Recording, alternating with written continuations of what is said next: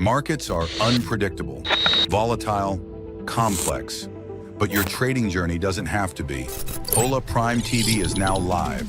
Every trading day, join top coaches as they break down real-time setups, key levels, live trades across Forex, futures, and crypto. From Tokyo's early momentum, to London's open surge, to New York's high volatility action.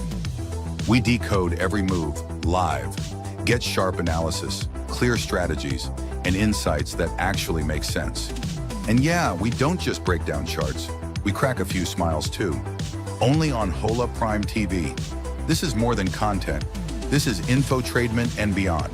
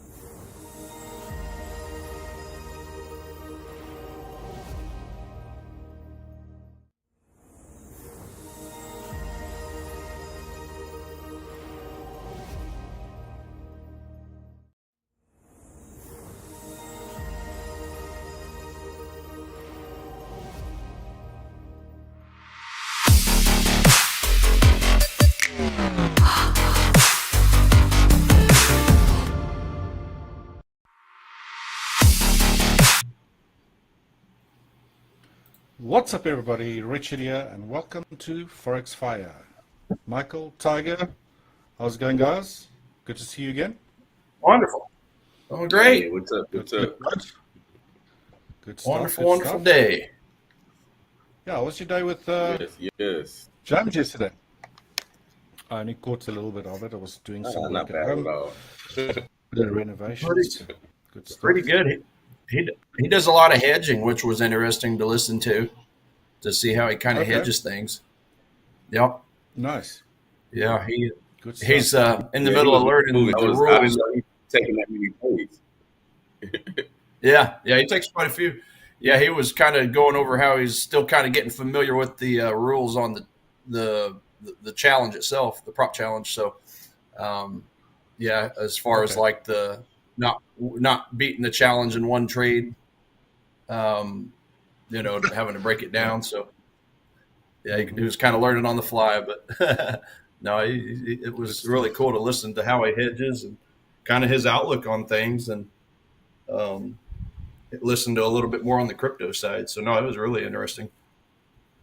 Yeah, always great to see a different perspective, right, from a different coach. Yeah, I suppose it makes us quite diverse in our strategies, but also, experience as well, because he's been trading for quite some time, right? Yeah, like over 30 years. Yeah. What? Yep.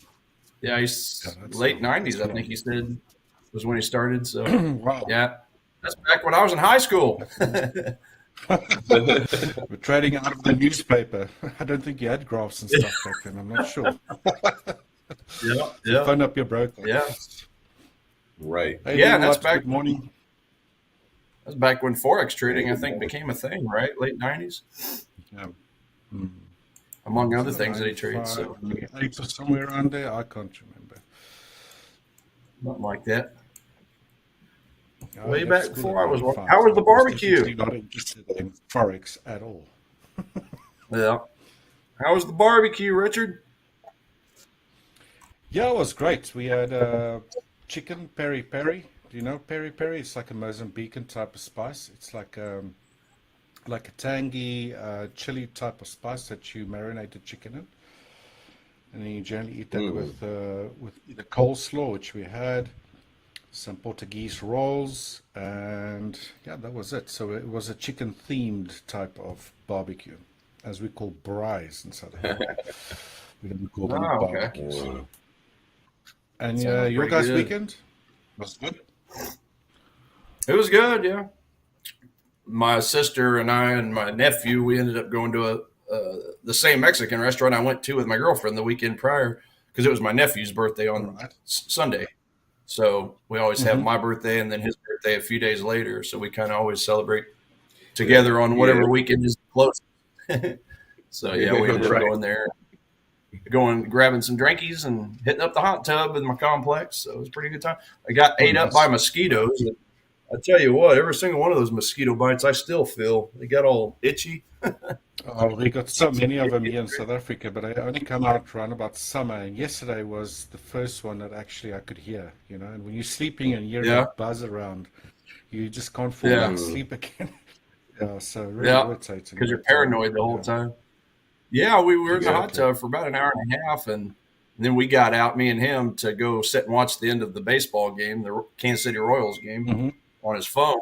We were only sitting there not even 10 minutes, and finally at the end of that, I realized I was getting ate up. So I got bit by like 10, 12, 15 mosquitoes without even knowing it until the itch started to sink in. Itch starts. So we got up Yeah. out of there. Did you guys know that only female mosquitoes bite? Male mosquitoes don't bite. So every time you ever been bit by a mosquito, it's a female. Of course, And of the course, males it would be. are the big ones. Males are rather big as well. Yeah, so many jokes to be said there. Yeah. Right. I won't elaborate on that. Right. Right. Right. Cool. I guess they're a little clingy, huh? You're making me blush there almost. Should we jump into some charts, guys? I don't know what you That's guys are hilarious. looking at. I see you guys are taking loads of trades yesterday, which is good to see. Took a couple, and well, you mentioned the pound dollar. I was actually on the euro dollar trade earlier, and I saw that when London opened, that first 7 or 8 minutes, I saw it going straight down, so I ended up closing it for a 44 cents. I was in the money for a little bit, but then, it looked like I said earlier, it looked like that Spanish unemployment change number. I was looking at it too, and then all of a sudden it started dumping. It's like, maybe I should go short here, but it's just been straight down. No pullback. Yeah. So unfortunately, couldn't. Yeah, and I saw that going against my. I had it up to about a 1.5 to 1, and that all started. So I just moved my stop loss above break even. I ain't getting in front of that. Apparently, London has different ideas, but because I didn't see the news at that point. But Spanish unemployment. What was the 20% you said? Yeah, so the number was so the previous. Whoa, that's bad. Let me see here. So the previous number was minus 1.4 thousand. The forecast for today was 14.2 thousand for unemployment, but then the actual was 21.9 thousand. So another 33% higher than expected. So apparently that's just a yellow folder event, guys, as far as Forex Factory is concerned. Now, I'm sure some other sites might have that a little higher of a priority type.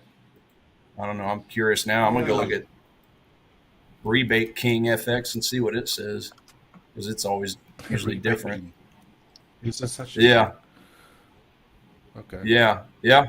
Rebate KingFX.com.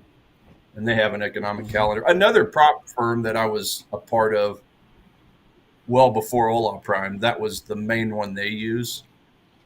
And so I just kind of kept it around as a backup just in case I ever needed to, see.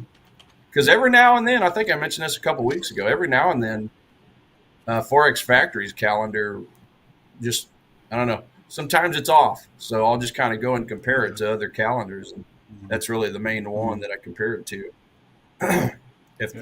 Because the Rebate King calendar, it includes a lot more of the individual reports, like within that report, if that makes sense.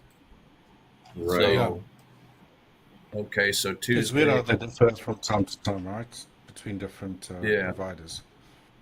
Okay, so for this report, Forex Factory has it listed as a low impact report, but on the Rebate King calendar, it's got it listed as a medium impact report. So that's the difference. Is sometimes one will say a low, the other will say a medium. Sometimes one will say a medium impact, one will say it's a high impact. So, if I ever want to drill down into a move, I'll just kind of yeah. That looks more like a high impact to me, and neither one of them. Oh yeah. Neither one of them have it as a high impact or a red folder. So I'm just now seeing that a lot of these, like something happened. I don't know what it was last night, but it's a lot of spikes and drops and a lot going on today. All my markups are like out of whack. All the markups, yeah. Your W's and M's and halfbacks, they're not in the positions where they're supposed to be. The dollar is up as well. The Dixie is up. Interesting September, to be dead honest with you. I think we're in for a proper volatile month. I think in the US indices especially.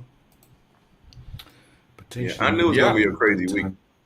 We talked about it earlier this week. Lots of news. So listen to this, guys. So I'm supposing Tiger will talk about the news. We're going to have the news at 4, I believe. So what's that, 45 minutes from now? Yeah. So just so you guys know, just looking at the currency futures market, the Dixie is up, and then all the other currencies are down. Every one of them. Yeah, back in, flip on over to my chart when you get a shot. And we'll just take a quick look. What's happening there? So that up here. And it was right at the start of the London session. So keep in mind the yellow is the start of the London session here. So that's the Dixie right there, the Dixie futures. Yeah, and then Euro is down. What time frame is down? Yen. What's that? What was the time frame on that Dixie there? Oh, this is a 5-minute time frame. Yeah, 5 minutes time frame. So the yellow is the start of the London session. So dollar way up, Euro way down, pound way down, yen down, Aussie and New Zealand and Canada. Well, if the dollar index is up that much, do you think we're going to maybe see if it continues high, a little bit of weakness in gold after breaking that high? Let's go look at gold real quick. So it really has, it's dropped, but it hasn't dropped as much as, it hasn't dropped as much as the non-U.S. currencies. Yeah. It's still dropped pretty decent, a small amount, nothing too crazy. 0.4%. A little bit later, I'll probably look at my long-range gold chart as well. I think that triangle that I was following eventually played out. Took a while. At least got the pattern right from a recognition side. S&P, NASDAQ, Dow are down. Russell also down. Boom. Nikkei's down slightly. DAX in Germany, UK. What the heck's going on? We guess we better. That's what I'm saying. Financial juice a little closer here. Start shorting stuff. Hey, John Dell. What's up? Hey, John Dale. We'll John Dale was our see. winner yesterday. What's up, man? Awesome, Yeah. awesome. Yep. That's right. What was Pound it, a falls 5K as count? UK long end yields continue to blow up. Let's see what this says. Pound falls as UK long end yields continue to blow up. Well, that's quite the article header. Blow up, even. I Yeah. might have just said Rough tumble for the pound as 30-year yields in the UK blow up further, rising 5.5%, its highest since 1998. This is going to put mounting pressure on Starmer and Reeves to figure out a plan to try and calm down the markets and bolster confidence again. Okay. Yeah, but would that affect every other currency like that? Man. All righty. Well, yeah, UK. Yeah, so that was right at 2:00. The UK 30-year yield climbs 5.5%. That's the main headline. That's got everything everybody's panties in a bunch in this first thing. Sure. With a lot of volume too, so it might not be a bad idea to let this sort itself out for a little bit. I mean, look at all the VSA candles on all the indices here. Everything. Wow. Go back to the currency futures real quick. Yeah, look at all the VSA, all the activity. So this is I'm treating this like a red folder news event that we're right in the middle of, even though it's not saying that. Yeah, it looks interesting to say the least. Looks a little suspect. What's Bitcoin doing? Right. Bitcoin has no effect on Bitcoin. Gold, yeah, I mean, gold, silver, oil. Woo. Oil's up. We got any more bombings going on? What's up? We'll take a look here. Yahoo. Who knows, Yeah. guys? I'm also God help us. Hopefully not. What's up, Neve? So John Dale, it looks like John Dale saying still waiting, didn't receive any message yesterday. I'm 90+% sure you're supposed to be in the Discord. There's a giveaway section in the Discord that you're supposed to check out and follow those instructions to claim your prize. Yeah. And one other thing, a lot of the people probably weren't in office yesterday. Here in the U.S. anyway, we had a holiday, so I do know some of them were off, I think, yesterday. So you might just give it today. Everybody should be back to full strength, and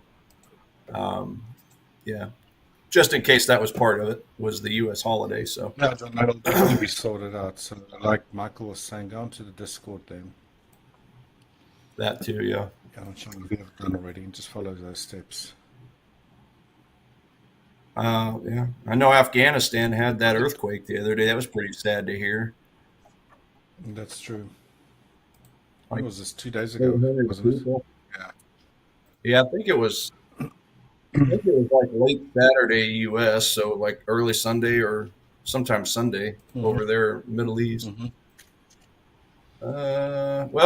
Anyway, yeah, we'll just take a look here. So just so you guys know, my top setup's changed quite a bit. Let me refresh it real quick, and I'll copy and paste it. So gold is still at the top of the list. It's now at 10, I believe it is.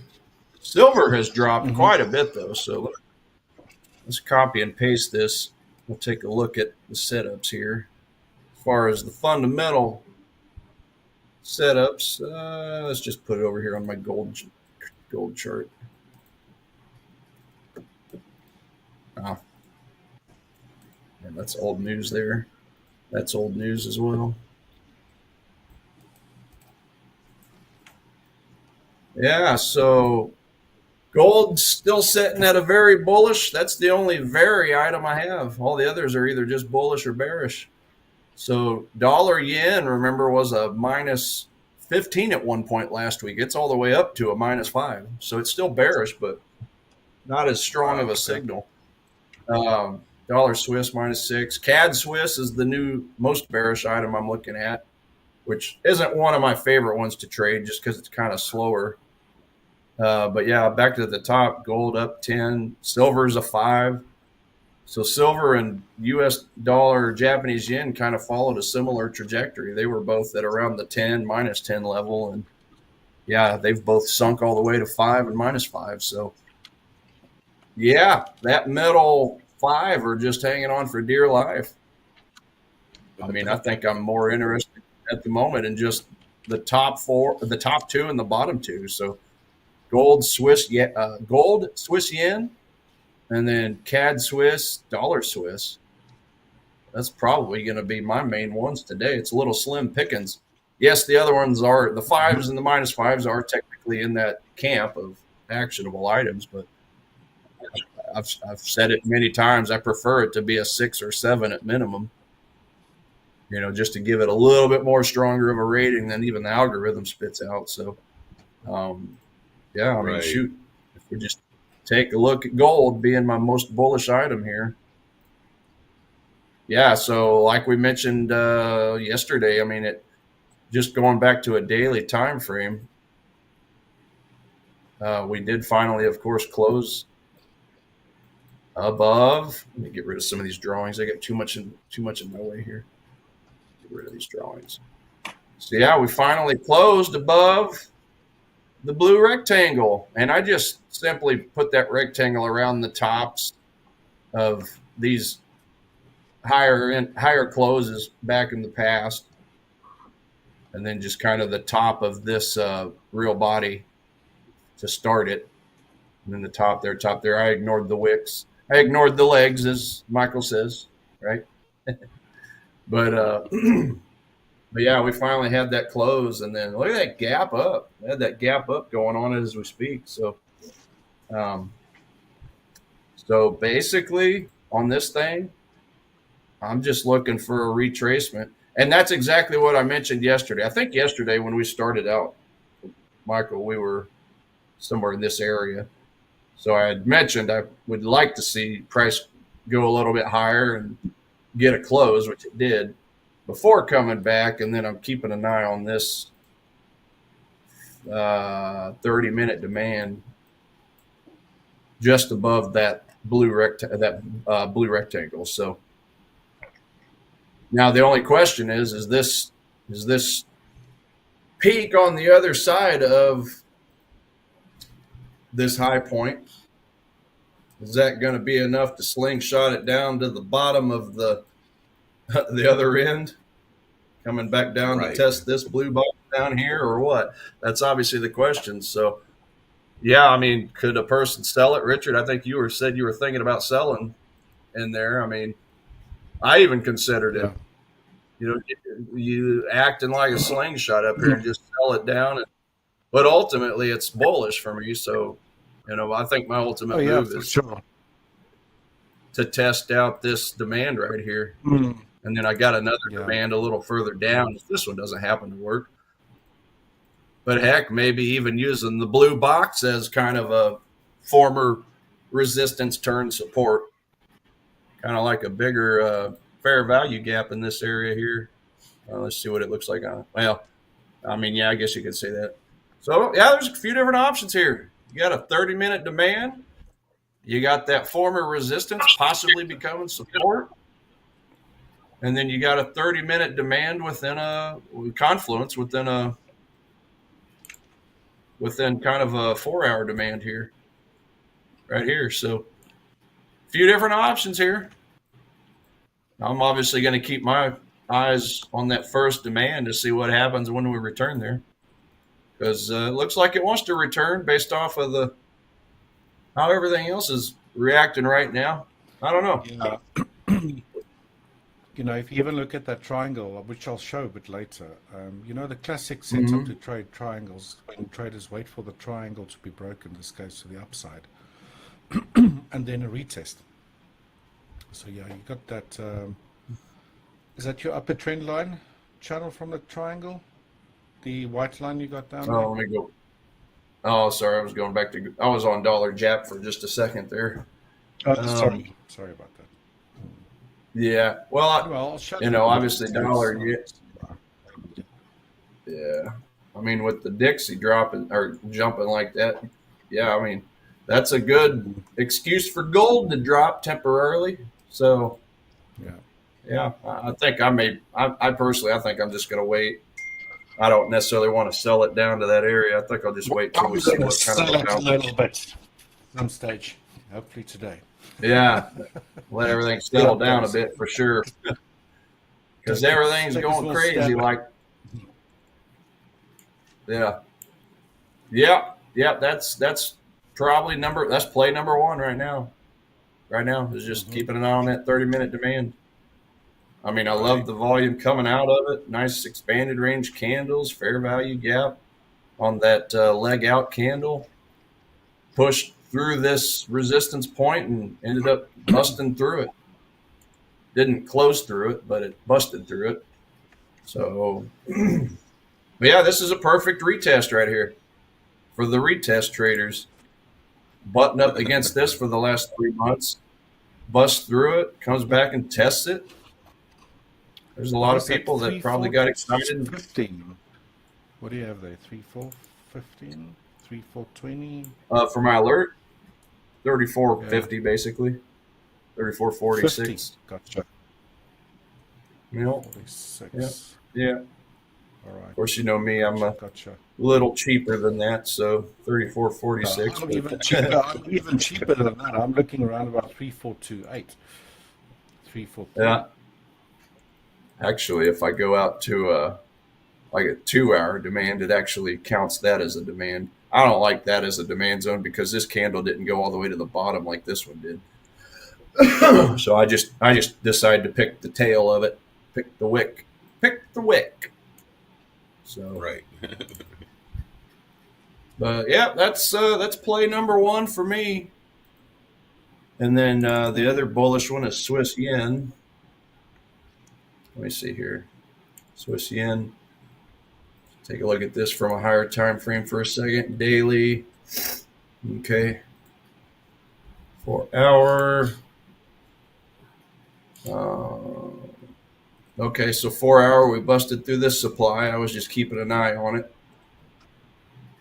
1 hour. Oh, wait, actually, let's do it. Yeah, 1 hour. So on the 1 hour, kind of have a demand here, but I'm paying attention to a smaller time frame demand down here, 30-minute. So another 30-minute demand on this one. Let's see here. Just the origin of that overall move, that overall up move there. But also it's back in the bottom of the curve, the green part of the flag, the Hungarian flag. So from this point to this point here, this swing high to this swing low. So 4 hour, 1 hour uptrend. So yeah, just give me a simple 30-minute move back to there. Probably be one of my favorite spots. Maybe this area right here gets a bid. We do have a lot of volume, a lot of activity on these candles here, potentially. What's that look like on a smaller time frame? 15. I don't want to go any lower than that in that area. Yeah, perhaps this wick gets some bids, but I would personally just prefer to wait for that 30-minute. But on a 1 hour, we closed above this former supply. So like that move there. What's it look like on a 30? What's it like? 30-minute demand. Too many candles to the left for my taste. Although part of them are the Asian session that didn't have any volume. So, what's that look like on a 1 hour? Things that make you go, Right. Yeah, you know what? I'm just going to keep an eye on this area up here. So I'm going to move my alert up here just to see what happens. Just to see what happens when price interacts with this area here. We'll see. I mean, it was strong enough to bust through this overhead supply, this 4 hour supply. So I do like that. But was that strength from this swing low point, this demand? We'll just have to find out. We'll see what happens to the volume when it when it enters that zone. Might potentially even buy that a little higher. We'll see. But yeah, this is ultimately my favorite spot down here. Again, bottom third of the zone, the curve, I should say, the overall curve on the higher time frame. So, but yeah, got a couple options there. If I don't get what I want here, I'm gonna skip it and wait for down here. So, I think that's pretty well the play on Swiss yen for a demand zone. And then flipping to the opposite end, the CAD Swiss on the bearish side. That's the most bearish item I got. And again, on this one, it only moves about 33 pips in a day. So it's even slower moving than the euro pound. But let's see what we got here. So daily, kind of got a curve from the top to the bottom there. Yeah, I mean, if you're looking at it on a higher time frame curve, we're obviously in the bottom part. So I'd have to go to a smaller. I'd have to go to the curve for a smaller time frame trade. So first of all, do I even have a zone? Well, it's bouncing in 15 now. All right, what's 1 hour trend look like? It's not really a strong 1 hour downtrend, so probably got to ignore that as well. Looks like it's trying to move back up. I mean, I like the supply zone. If we just look at that for just a second.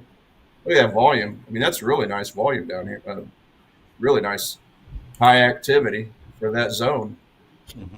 Problem is, I'd be technically buying it in a little bit of a, I guess you could argue, an uptrend. You can't really look at that and see downtrend, can you? Yeah. No. Exactly. Yeah, I agree. So that was exactly. So that was the 15-minute. Now let's flip it to an hour. So on an hour, I've got technically an hour supply zone. So if I sell on an hour supply zone, I got to go to a 4 hour for trend. Same thing. I don't really have a trend, right? It's just kind of slow. Since August 22nd, August 20th, very, very slow grind upwards. So same thing. I don't have a strong downtrend to be selling that 1 hour supply zone. So that'd be technically counter trend trading, right? So I'm probably just going to ignore that. If I had this price action here, I'd be happy to sell that just from this top to this bottom, but I don't. I got this action. So probably going to ignore that as well. So CAD Swiss, you got to prove to me that you're in a downtrend before I try selling into premium. So skip. So if you're listening, it's what you need to do. Michael's, the trading guides that market pick on us, right? Yeah. As Michael says, pass, hard pass. All right. So we're out of that one. The only other one that's -6 or lower is the dollar Swiss. So that's a -6. All right, 4 hours, very slow, boring, lazy grind downward. Let's see what a 1 hour, get any supply zones here. Kind of have a supply zone here. So on this one, yeah, and I was just keeping an eye on some of these lower time frame items, but obviously the London Open had a lot to say about that. Doesn't care about zones. So we do have a 30-minute supply up here. So it started out as a 1 hour. Well, the 1 hour got touched, got mitigated, and then turned around and dropped like crazy. So that 1 hour supply worked great. But now we also have a 30-minute that's in here. So that candle there, which is a green candle, when I turn off my order block tool. So that obviously is the Jerome Powell pre-speech candle that we've been talking about for the last week, or at least I have. So that's the origin of that strong move. But again, the 1 hour has already been touched. Do I want to take a chance and look at the 30-minute candle as well? I don't feel the greatest since that is part of the 1 hour candle that already got touched and dropped like a rock. So I don't know. I mean, I'll still keep an eye on it, see what happens up in that area. But that's 30 minutes. So if I'm looking to sell in premium on a 30-minute supply, I need to be looking at a 2 or a 4-hour candle for trend. So again, it's just not the sexiest of trends, but I guess you could call it a downtrend. So 4-hour. What's my daily curve look like, though? This might be the difference. Okay, so there's my curve. Okay, so the curve it's right on the line. So we might possibly take a look at that. We'll see what happens. I'm gonna go ahead, and I've got my alert set, like I said, on that 30-minute supply. So I can drop it just a hair so I don't miss it. Yeah, so a little slim pickings on a Tuesday morning at the moment. What are you telling? But that's but that's my top 4 at the moment, boys. I mean, I'll probably just pass it over to you guys and take a look at some of these 5s in the meantime, because and let this volatility, let this activity settle down a little bit. I'm gonna go take another look at the currency indexes. I'm showing my gold chart. I'll see your triangle there.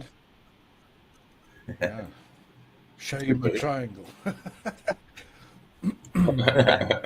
There we go, lads. So price took out finally that high that was set on the 22nd of April. I don't know why that should be a different color. That's a yellow line over there at 3,500. So we just printed new highs. And the triangle finally played out. There was a lot of skepticism on my behalf whether the short-lived internal waves indeed ended. I did say last week that we'll need to start seeing impulsive behavior to the upside to, raise the odds that this triangle indeed ended. And yeah, now in hindsight, symmetrical triangle, my opinion. Still sticking with that. Stuck with it for quite some time. Again, triangles have 5 internal waves labeled A, B, C, D, E. I think it was around about here when we started these sessions that I mentioned, or was it around about here, that we could potentially be seeing an ascending triangle, something like that. But it turned out that it was a symmetrical triangle. I'm going to get rid of this zone, which I don't know, understand why it's not going away. There we go. And yeah, if this was the end of an E wave, we would then expect a next 5 wave upwards, right? Just be cautious, as I mentioned previously, though, that triangles, especially if they take a really long time and form in higher time frames, we can actually track them. They typically tend to be the penultimate corrective structure within a trend. So generally a trend or phase will get wave 1, 2, 3, 4, and 5. I would say, this might be some sort of 3rd wave here that ended on this 4th wave here by the E. Right, so this entire move over here, or this triangle, could have been part of that phase or the penultimate phase prior to maybe then a deeper decline. Again, guys, I'm talking about bigger scale viewpoints here. If this was the end of an E wave, one would then now expect a 5-wave sequence out of it, right? Something like this. 1, 2. 3rd waves are generally impulsive. A 4 and a 5, and then we get moved lower. Don't, look at these projections over here as like a line or, like where price might be moving towards. It's just a visual representation of what I expect to happen next. Alternatively, 5th waves can also trace out as ending diagonals. So they're very like overlapping type of price action. So 1, 2, 3, 4, 5. Then we get a decline lower. That will be more bearish for gold. But for the time being, I'm still thinking we're busy here with impulsive move higher. As I mentioned to my, Tiger, the classical way that traders typically trade is, especially on smaller time frames, is that they wait for price to break out of the triangle. In this case, that upper downward sloping trend line in the bullish scenario, and then wait for some sort of a pullback. If you get one, right? Not to say this is going to happen, but this to me would present a really cool trade.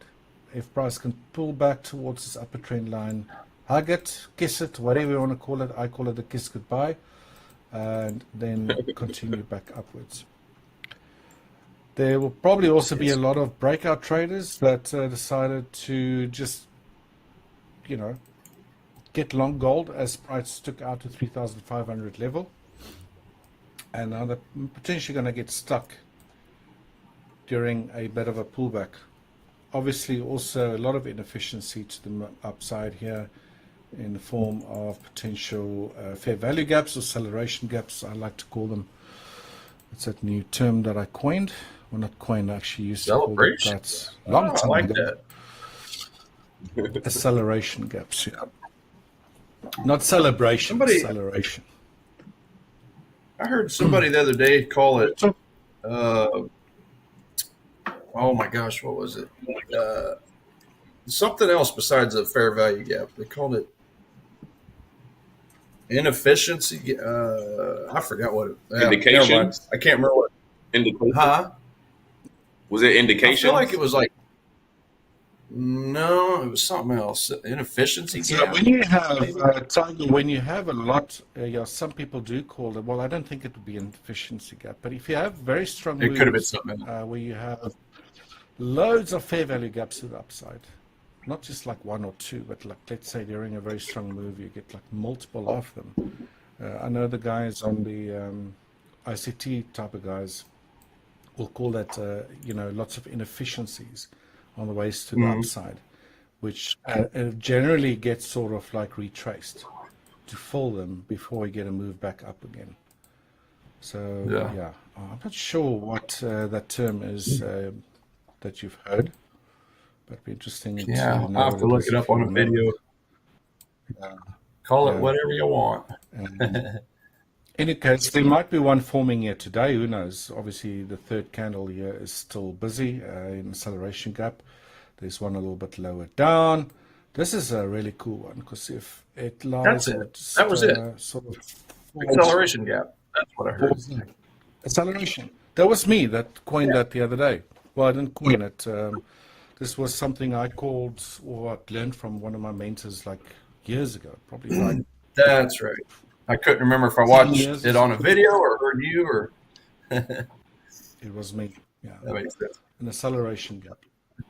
So there's a nice one over there, sort of like, right here at that upper downward sloping trend line. This would be for me an ideal area to try to get long, right? Price again might just lift off from here too. If we had to look at this current high as well, I think I drew this a little bit earlier on a slope of pitchfork as I usually do to the upside. We have now hit an angular angle, right? This is another reason why I'm thinking, should we move lower, that we could get a reversion back to the upper median line at least, maybe a little bit lower, right? So a little bit of resistance on the upside, previous all-time high, hit that upper angular resistance median line, and now it's sort of just mucking about a bit to the sideways. So let's see. I would be interested in taking a bit of a short on a day trading basis, but obviously got to be very careful. Again, if I do take a short, guys, I'm going against the trend, but it would be an intraday type of scalp, hopefully type of trade. Get in, get out.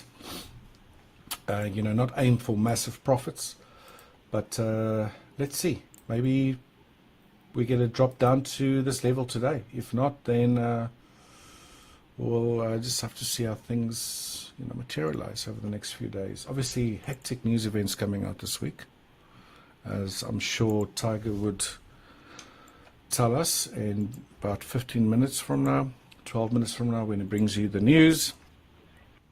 So yeah, that's gold for me,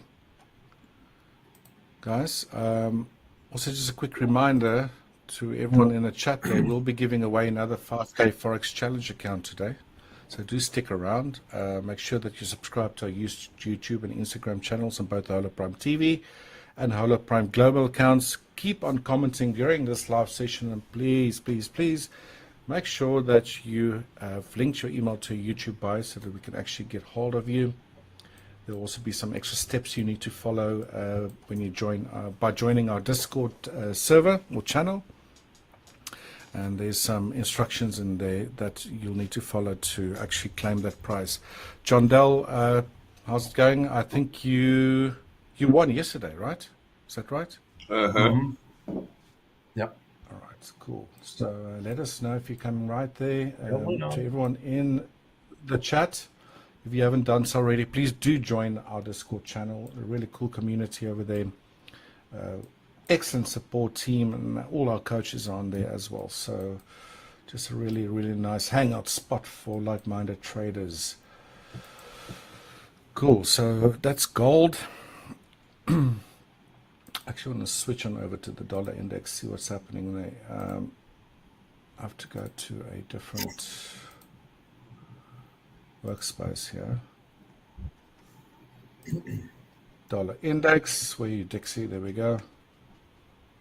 Boom, bam, boom, 4-hour chart. Let's open this up. Right, we've been following the dollar index for quite some time here during these sessions. Mentioned that we might have had an ABC. We had a triple type of confluence area, which price pulled into the beginning of August, and bam, we had a move lower.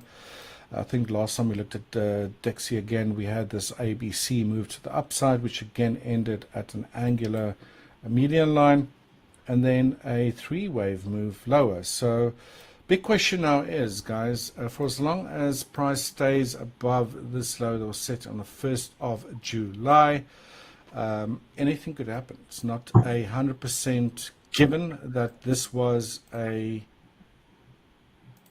zigzag, A, B, C, and that's it, and price is getting ready to do this. It's not a given, right?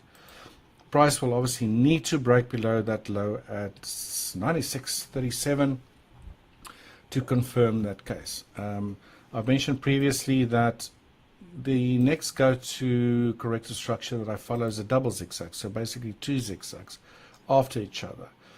You never know that you're going to be dealing with a double zigzag. It is a more complicated or complex pattern or corrective structure, and you can have an ABC, and then you get a move lower, and then we get another ABC like that. But I really don't know, I don't feel it. Could be wrong. Not sure dollar index is going to go back up to these highs that we've seen at the beginning of August. But really interesting, something I also noticed here, look at how at the first of every month you tend to have directional changes. 1st of July, boom. 1st of August, boom. And are we going to get another move back upwards again? Obviously, I can't tell you that.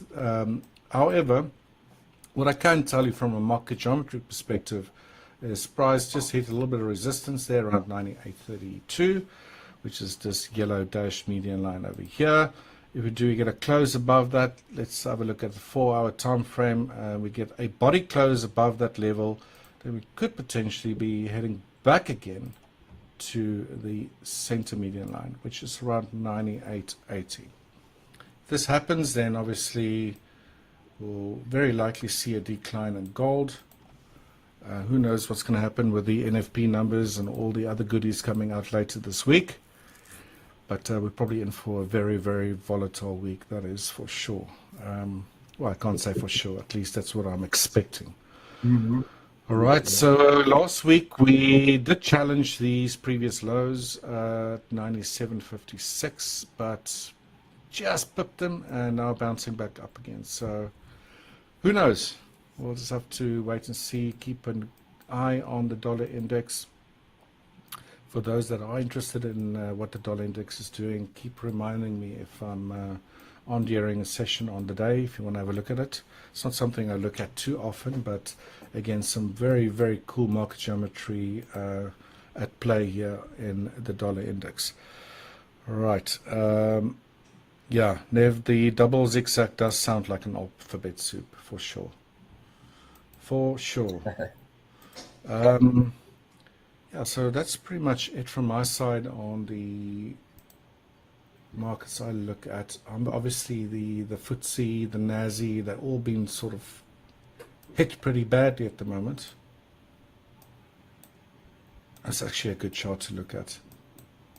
Here we go. Wow. There's a double zigzag, I think.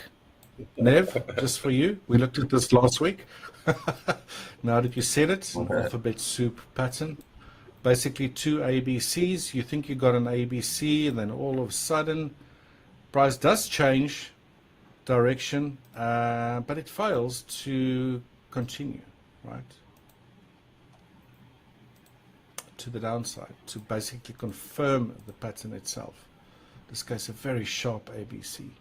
Upper median line of a standard pitchfork. You get a very short-lived ABC to the downside, and then another ABC upwards. Right? Giving you a double zigzag. Thus far, it's not confirmed until price breaks this previous low that was set on a 20th of August. Yeah. Wednesday, 20th of August. Let's just quickly drop a line in there. That's around 22,969. Again, looking at the CFDs over here, right? NAS 100. So if this was a WXY pattern to zigzags, conjoined by what we call a WX axis, the whole thing labeled WXY, then in the bigger picture, this whole thing might be an A complex B wave structure in the form of a double zigzag, as we just mentioned, or I mentioned, right, with a C wave lower to follow. In itself, just to make things a bit more complicated, 5 waves, combo 3 waves, some sort of 5 waves lower here. Okay, maybe, but that's what I'll be looking at. You can start preempting things perhaps here by overlaying a pitchfork, assuming that this might have been a B wave, and generally your corrective structures like zigzags will trace out within the confines of a shift pitchfork, something like that. So potentially at a previous area of support right now, a break and close below here, and I think there's a good chance that we'll hit 22,969 and maybe hit lower towards this lower median line to complete a potential C wave. We had a very complex move here in a 5-wave sequence, which I managed to track pretty decently. Leading diagonal, small 1, 2, then expanded 3rd, 4th, and 5th to complete the A, double zigzag back up. Maybe busy with a C wave now. And one would again expect a 5-wave sequence could still be giving us a second wave later on, but you know, something like this. If we get a very, very, very fast, sharp decline that busts through all of these levels, then one has to start thinking that this was not an A but a first wave instead. Second wave, and then a potential 3rd, 4th, and 5th. If this does materialize, then the indices are in for a much steeper decline, probably a deeper decline than we've seen this year thus far. All right, compared to the others that preceded this move downwards. All right, so there was obviously one here in April. Well, actually, no. Yeah. Let's get back to this. Yeah, this one that started in Feb that ended in April. Could do something like that. But who knows? For the time being, I would just expect an ABC. So let's keep an eye on the NASI.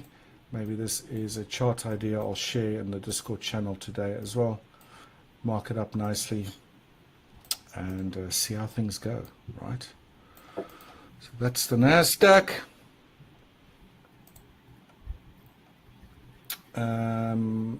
What else do I look at? Crude oil, which is just to throw out, flying higher. Just to throw out real quick. Yeah, you got the European inflation report coming out in a minute and a half. So just in case anybody's getting ready to pull a trigger on a trade, in the currency market. Just be careful. It's tight. This is a red folder event. That's a great example of Rebate King FX has it listed as a red folder event, even though Forex Factory has it listed as a medium impact event. So just be careful is all I'm saying, just in case anybody's getting ready to pull a trigger on a euro trade, a pound trade, right? Any of those dollar. Yeah, it's coming out in 1 minute. So Tiger, we're going to be switching in, I think, about a minute or so to read the news for us. While we wait for that, I'm just going to quickly finish off here with WTI, crude oil. Obviously been in a very strong downtrend. This looks like we might be heading towards this upper area of this channel around about 66.20. So maybe a buying opportunity that we could get today if we get a little bit of a retracement here back to the center median line or center line of this channel. That might present a decent area to go long, assuming that price could potentially reach the upper channel over here. And this whole thing in itself could also just be sort of a C vibe, right? And then a move lower. So I think potentially longs in WTI could be the order of the day for me as well. Right, so with that being said, guys, we're going to switch on over to Tiger now. It's going to bring us the news. Please do stay tuned for that. We'll be jumping right back into the charts afterwards, and we'll see you again. See you soon. Over to you, Tiger.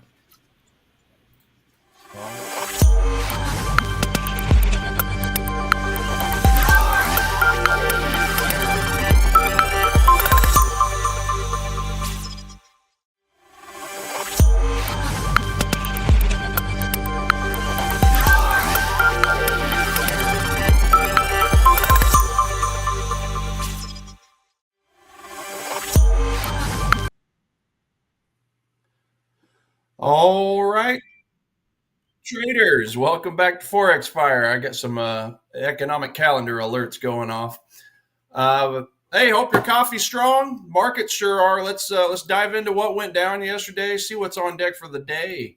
So the U.S. dollar kicked off the week looking like it hit snooze on Labor Day, which it did, of course. Markets were closed in the States, but that didn't stop the greenback from sliding to its weakest level in a month, around the 97.5 level, before clawing its way back slightly. The dollar's been weighed down by a double whammy of drama. On one hand, uncertainty over the Fed's independence, and on the other, the never-ending saga of U.S. trade policy.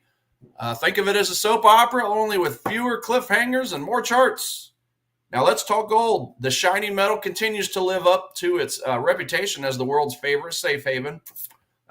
After Russia bombarded 14 regions in Ukraine, Kyiv retaliated with strikes on Russian oil refineries, and that sent traders rushing for safety, and gold skyrocketed to an all-time high at the $3,500 level during Asian trading before settling back to just under the $3,500 mark.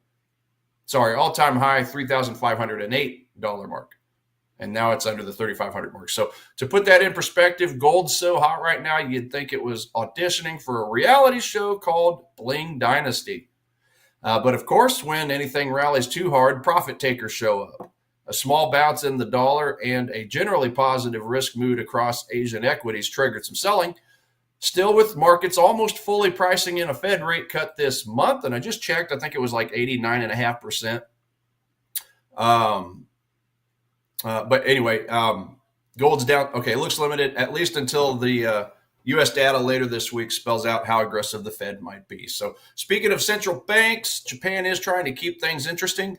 Bank of Japan Deputy Governor Himino said rates are still very low and hinted at more hikes down the line. But the yen didn't exactly get the memo. U.S. dollar JPY currency pair marched higher towards the 148 handle, with traders shrugging off the Bank of Japan's cautious hawkishness. Apparently, the yen decided to sit this dance out. And over in Europe, the euro's hanging around the 1.17 level, not doing a whole lot. Inflation numbers are steady, which means that the ECB isn't likely to rock the boat anytime soon. But meanwhile, the pound managed to edge higher on Monday, staying above the 1.35 level. Maybe the pound had a Red Bull. It's holding its own despite the dollar's comeback. Now to the Aussie. So the Australian dollar's strung together 5 straight days of gains, but momentum fizzled out below the 0.655 level.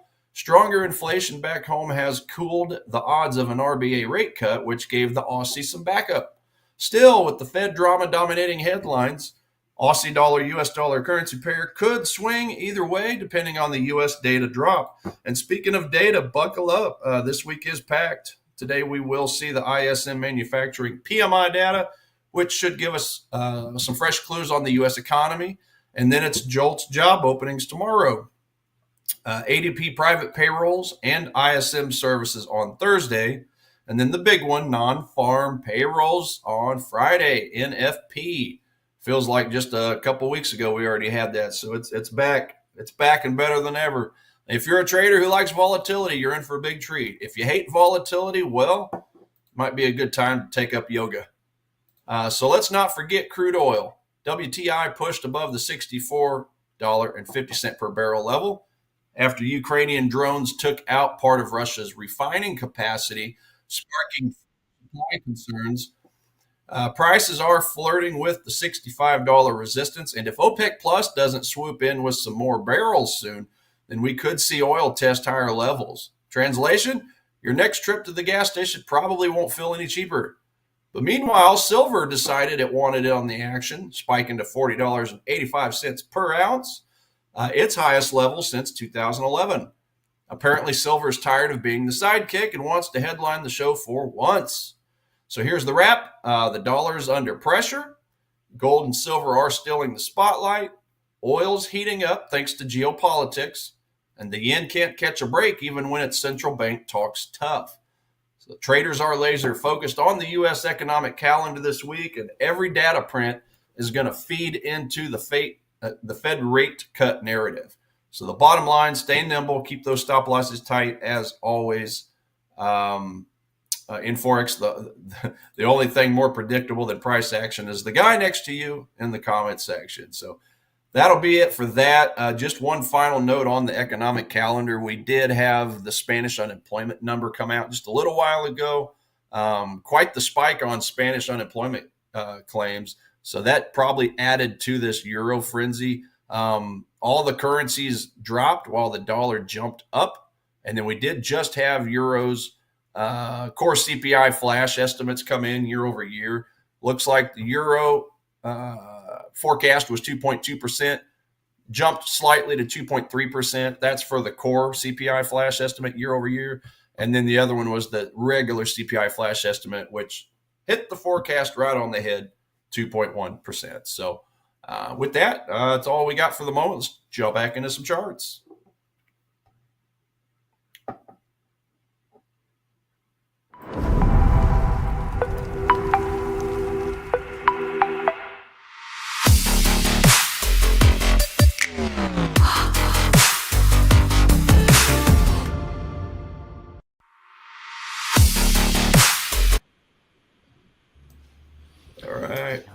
Right. Thanks for that, Tiger, as always. Yeah. What's that? Maybe I should take up some yoga. Yoga. Oh, yeah. That is it. So, yeah, euro dollar. Yeah. Well, you know what? I'll tell you what. When I was in, I had a gym membership to the Genesis. I think I was talking about it last week. Me and my wife at the time went, and we went through a yoga class because they have weekly yoga classes. Mm-hmm. I went into it thinking it was kind of a joke. I tell you what, though, they stretch you out. All those little stretches and things. That's close to home. It's no joke. I'm not very flexible at all. It was a workout. And that's in the heyday of me working out 3 and 4 times a week. And I was like, oh, okay. All right. Respect. Yeah. Oh, yeah. Respect.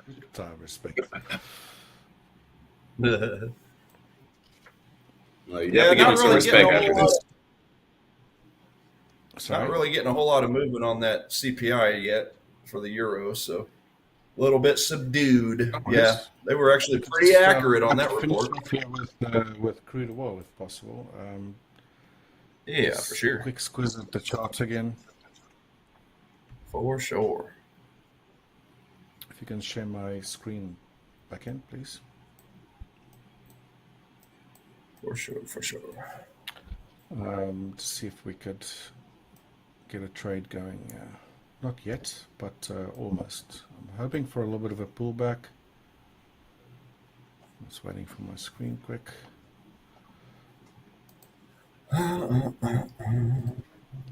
Core inflation. Union. There we go. Inflation, core inflation. All right, so very, very, very simple market geometry here, guys, using a channel going from this low to this low over here. I'm not using this low here because in price, sort of cuts through the channel. So it's an angular type of nature. So you won't use this low here, higher low. You want to use this one over here to contain price within the channel, right? And then simply the third anchor point goes to this high. Yesterday's high, I believe. Was it yesterday's high? Looks like it. All right, anyway, so we can clearly see, if you look a little bit backwards in time here, how price sort of vibrated or acted or found support at this channel line or center channel line. So again, just hoping for a little bit of a retracement to try and get long. I won't trade on the 4-hour time frame for this. It will have to be obviously on a smaller time frame to see if I can time an entry there. I've set an alert around about 65.05. We also have Monday's high. Be cool if we can get some sort of a retest previous high, right? And also the center channel line over there. And boom, hopefully trade back to the upside, assuming that price might reach back into this upper channel line again. Okay, so that is it. We have fair value gaps, pretty large one down here. I would unfortunately like for price to actually break that, move a little bit lower. Maybe if we can go to a higher time frame. Also, huge fair value gap on the 1 hour, which formed during the previous candle's close. Maybe if we switch to 5 minutes, we have some lower down as well. Either way, lots of inefficiencies here to the upside. Hopefully price will retrace that, fill that, and get into that area I talked about, and hopefully present a buying opportunity in WTI. All right, nice. So that's what I'm looking at over there. Yeah, so that's about it. Are you looking at something, Michael, at the moment? Actually, I'm not looking at anything. I got to clean up all of my charts after after all of these spikes. Yeah, this just looks insane. Yeah, this it changed a lot of my stuff. Yeah, like a lot of my stuff 90%.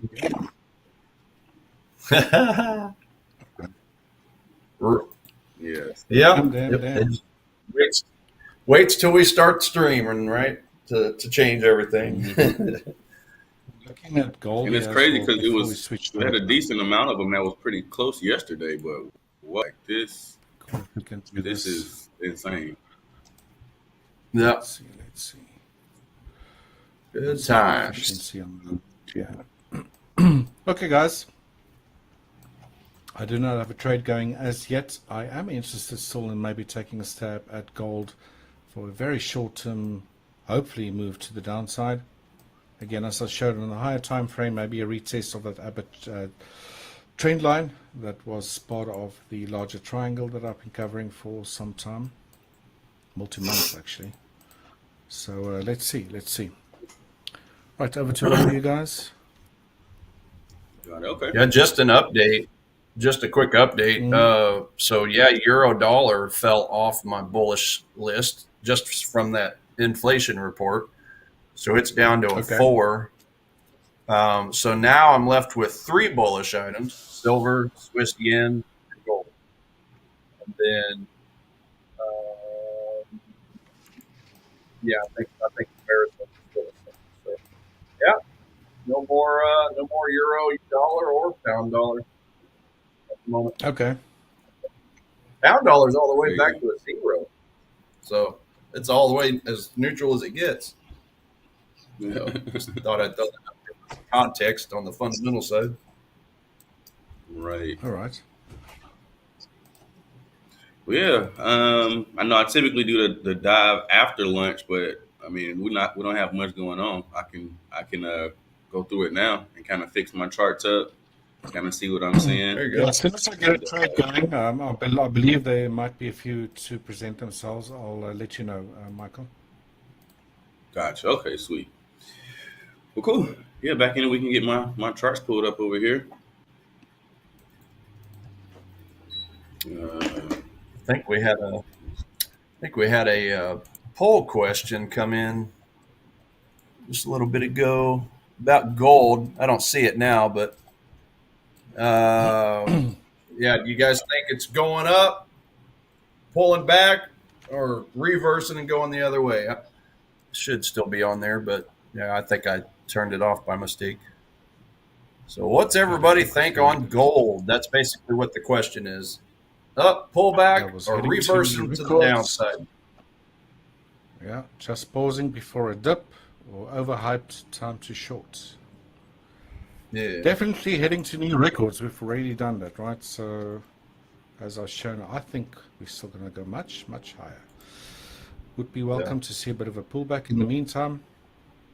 So 67% of everyone in the chat there reckons it's going to be heading to new records.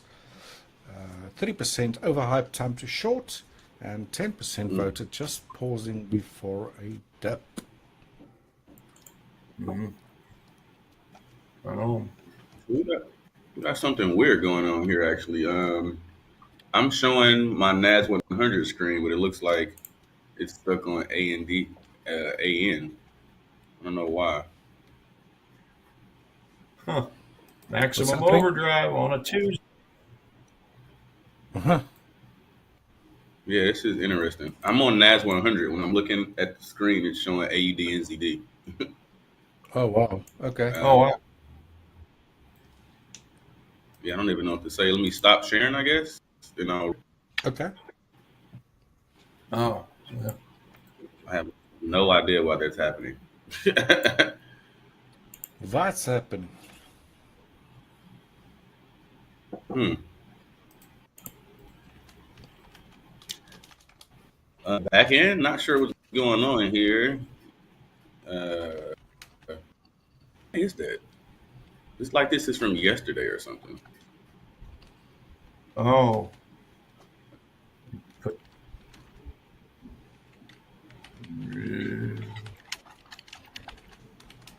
Interesting. That's weird. Yeah, they may have to do Yeah, something in the back to fix it. Yeah, because as I'm moving the script, going to the next pairs, it's still just showing the same thing. Yeah, I don't even know what to say about that. Yeah, I'm super confused. I don't even know how that's happening. Yeah. Okay. um, Back in, I guess if we can reshare my screen or something. I don't know. I don't even know what to say. Because Yeah, or we can jump back into my screens while they sort that out. Unless you got something to show yourself, Tiger. There we go. There must No, be a nothing little off. issue. We'll get it Nothing sorted immediate. out. We'll get it sorted out. Yes, I'm really torn between whether I should even attempt to go short here on gold, but we'll see. We'll see. I'm not going to make stupid mistakes or stupid, sort of decisions just for the sake of trading. This does look impulsive, right? This decline.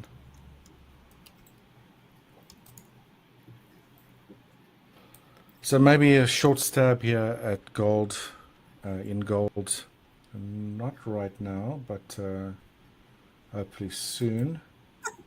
Unless we get a strong move back up here, then I might change my mind.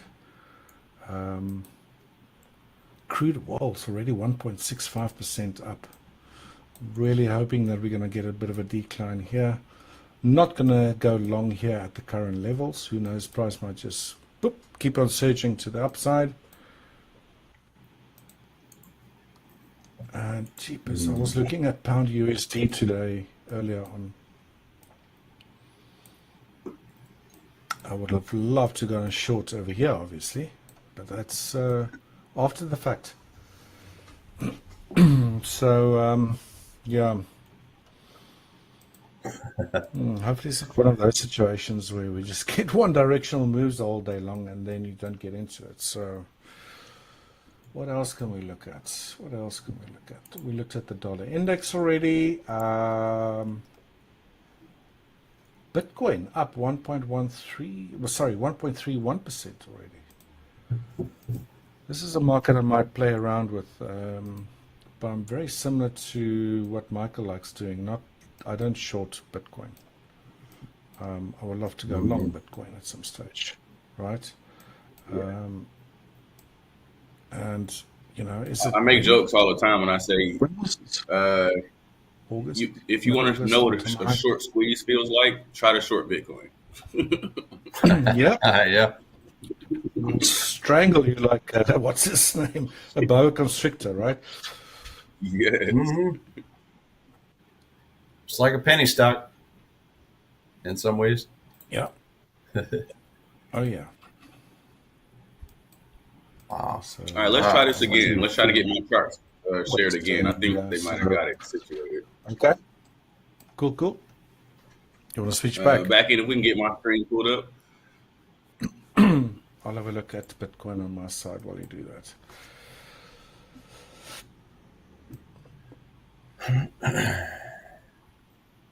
All right, that's still my chart. Yeah, back in, let's get my screen shared. See if it's working now. 2 minutes. Right, let's have a look at my chart in a little bit longer. 2 minutes time. Sorry guys, got a bit of a tech issue, but it's being sorted out. Our amazing support team is on it. Yeah, guys, what can I say? Bitcoin.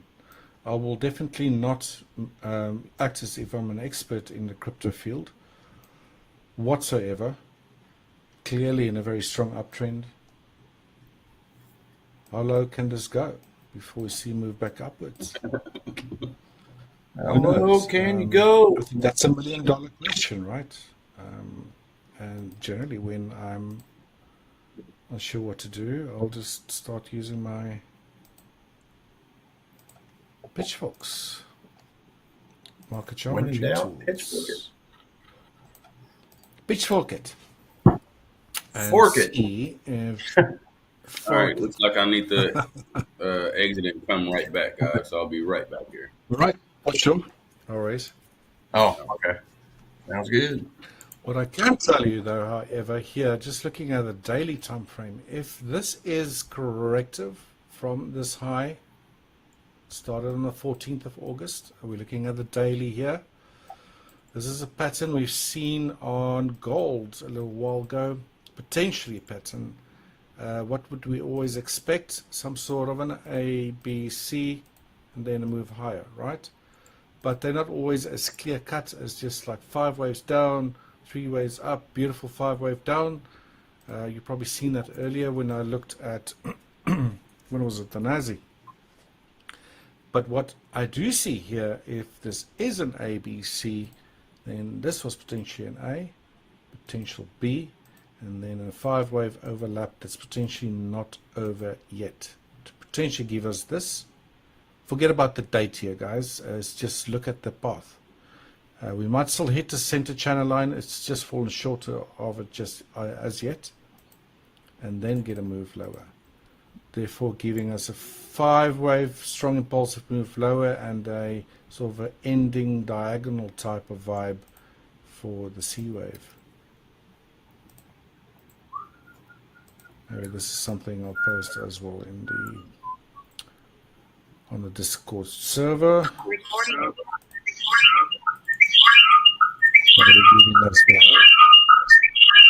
What's happening there? Oh wow. Got some crazy birds on your side, Tiger. That's what it was. Maybe. See, I'll do a bit of a more deeper dive here on Bitcoin some later stage, but from just quickly glancing at the price action, this could potentially be what we're seeing. If we are dealing with a zigzag, again, just a bit more of a complex ABC, where the C wave potentially tracing out as an ending diagonal, but also in 5 waves. At the moment, I can just see 3 waves. 1, 2, 3. So we need to get another one lower, but I might also be wrong. I might need to switch to a lower time frame and try to, see if the count is wrong, that I'm maybe forcing to see something that's not really there. But let's do that now while we wait for Michael. 4-hour chart. Yeah, 1, 2, 3. Short left 4, 5, because this low over here did break this one. No, I would like price to move a little bit lower and still be bullish. All right, so let's see. That's Bitcoin. Strong move back up 1.12% on the day. Okay. What's it? Where's the FTSE? I haven't looked at the FTSE in a while. Right, yeah, that was the FTSE. Again, I've been tracking the FTSE higher here during these sessions since this low on the 20th of July, or no, sorry, 20th of June. And I labeled this as a 1, 2, 3, 4, 5. Again, just tracking this sequence to the upside after a previous corrective structure here. And it does look like that 5th wave is in, right? It does look like it's in. And if that is the case, it still looks like we're still busy here with a first phase lower. And phase-wise, we're probably going to look at some corrective structure that might retrace deeper than this. For me to start tracking this decline lower, it's just been sort of straight down. Yeah, it's been sort of, I wouldn't say sideways, but there's very little structure to work with here to try to slope a pitchfork in that direction, if that makes sense, right? Very short-lived pullbacks during this decline lower. So if we can get some low either here or lower to materialize, and we get a decent retracement against this move that we've seen to the downside, and then start dropping lower, then by all means, you can just go and do something like that. Again, maybe slope it to a shift, whatever the case might be. And during the decline that follows, if that does happen, obviously, big if and but, and price starts respecting one of these angles, then you can decide on which setting you should be using, and then try to preempt where price might be going to and might find the end of the correction, right? Okay, so that's it on the FTSE. I don't know if WTI is actually going to give us a retracement. We'll have to wait and see.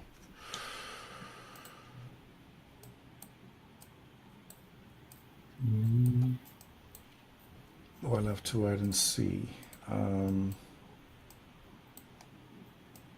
See how we might be getting a little zigzag here. Unless price starts doing this, then maybe we're going back up again. It's a little bit dangerous to short gold at the moment. Dangerous. But the dollar index, it's been flying to the upside as of today. You know, we might be able to squeeze a little bit of profit out down to the downside here. This looks a little bit overextended. Again, The reason I haven't drawn a pitchfork here is because it's difficult to use a pitchfork in this scenario. Right. But what do we see here? Beautiful hit of that lower channel line, and now price is trying to make its way back up again. Niche Crazy, what's up? What's up? That could have been it, guys. It could potentially have been it. This might have just been an A, a B, and a C. Maybe, maybe. All right. What's up, James? Good morning, Coach James. Hey, how's it going? How's it what's up, going? Dave? James showed us a tool that I didn't know existed on TradingView. I think he said it might have been on there a short time, but it's trying to remember the name of it now. What was it? Oh, the disjoint channel. So he talks about his megaphone patterns, which is basically the same thing as whenever I show the master pattern and the expansion legs, how they're always a little bit higher, a little bit lower, a little bit higher, a little bit lower. So there's an actual tool now to kind of project that. Yeah, it's like where you have price base or contract, and then it starts fanning out a little higher, a little lower, a little higher, a little lower each time. Mm-hmm. Yeah, Like which is expansion legs. Yeah, when you're looking at the master pattern. But yeah, that right there. Boom, boom. Yeah. So if you click on your top left tool there, like right next to where your 0.60 level is, down a little bit, down to the next one, just click on the arrow so that you can open that up. Not that one, the one above it. Yeah, up to that one. And down there where it says disjoint channel, click on that. Oh, disjoint channel. Yeah. Yeah, and then just click from where your V is, and then just move it forward all the way out, and then just keep it along those lines, and you can just release it any time, and then drop down, and now you can do it that way. Oh, yeah. Oh, So that's it's just a cool way to, like a picture perfect type of vibe, right? yeah, and then you can even alter the angles from. Yep. Oh, Yeah, and then nice. even on the far left, on that far left bottom one, I think you can grab it and move it around as well. So yeah, that's pretty Very cool. cool. I like that because Look, if you, I was probably doing if you this. project I was doing the same thing you probably were. Perfect. Very nice. Yeah, how about that? You learn something new every day, right? All thanks to Coach James. Yeah. Although I still do think this was a beautiful megaphone pattern here on the FTSE. And here's a really good example of what I've meant with gold. It's like when you get triangles, they're typically your penultimate corrective structure prior to a potent high, which is potentially what we've been seeing here.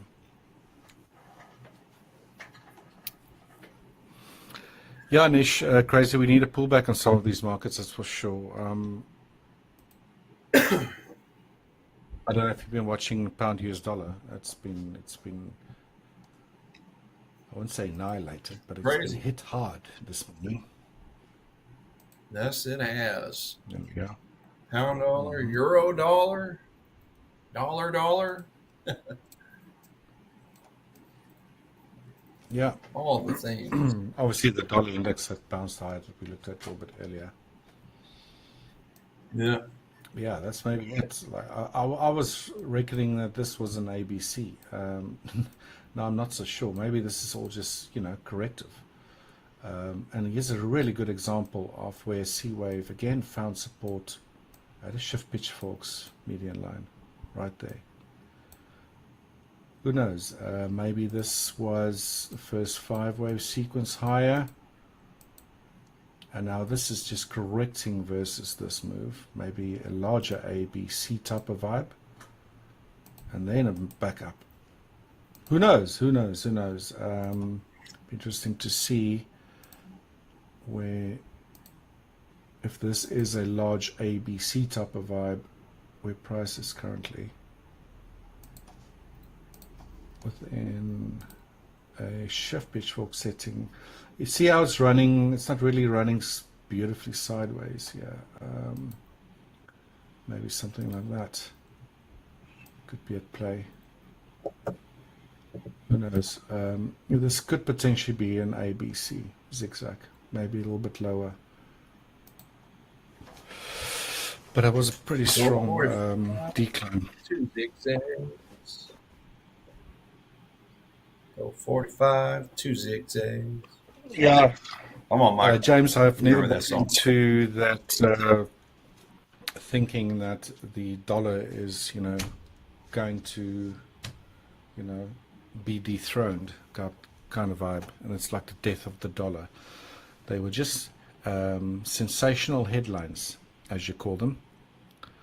Yeah, I think the dollar will definitely at some stage strengthen again. Yeah. Yeah, and he So was Martin Coach A. James was making looking for pullbacks. Yeah, sorry. he was. I was just gonna say, Coach James was making the point yesterday. Like, if you're gonna sell the dollar, what are you gonna buy on the other side of it? And all the other currencies, looking at the economic surprise meter, I like to bring up every now and then.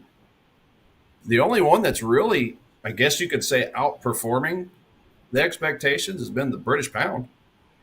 Because, I mean, it's sitting at about a 71% as far as, outperformance, meaning economic reports beating expectations. But everything else is around the middle of the road or lower. I mean, New Zealand's close, 63%.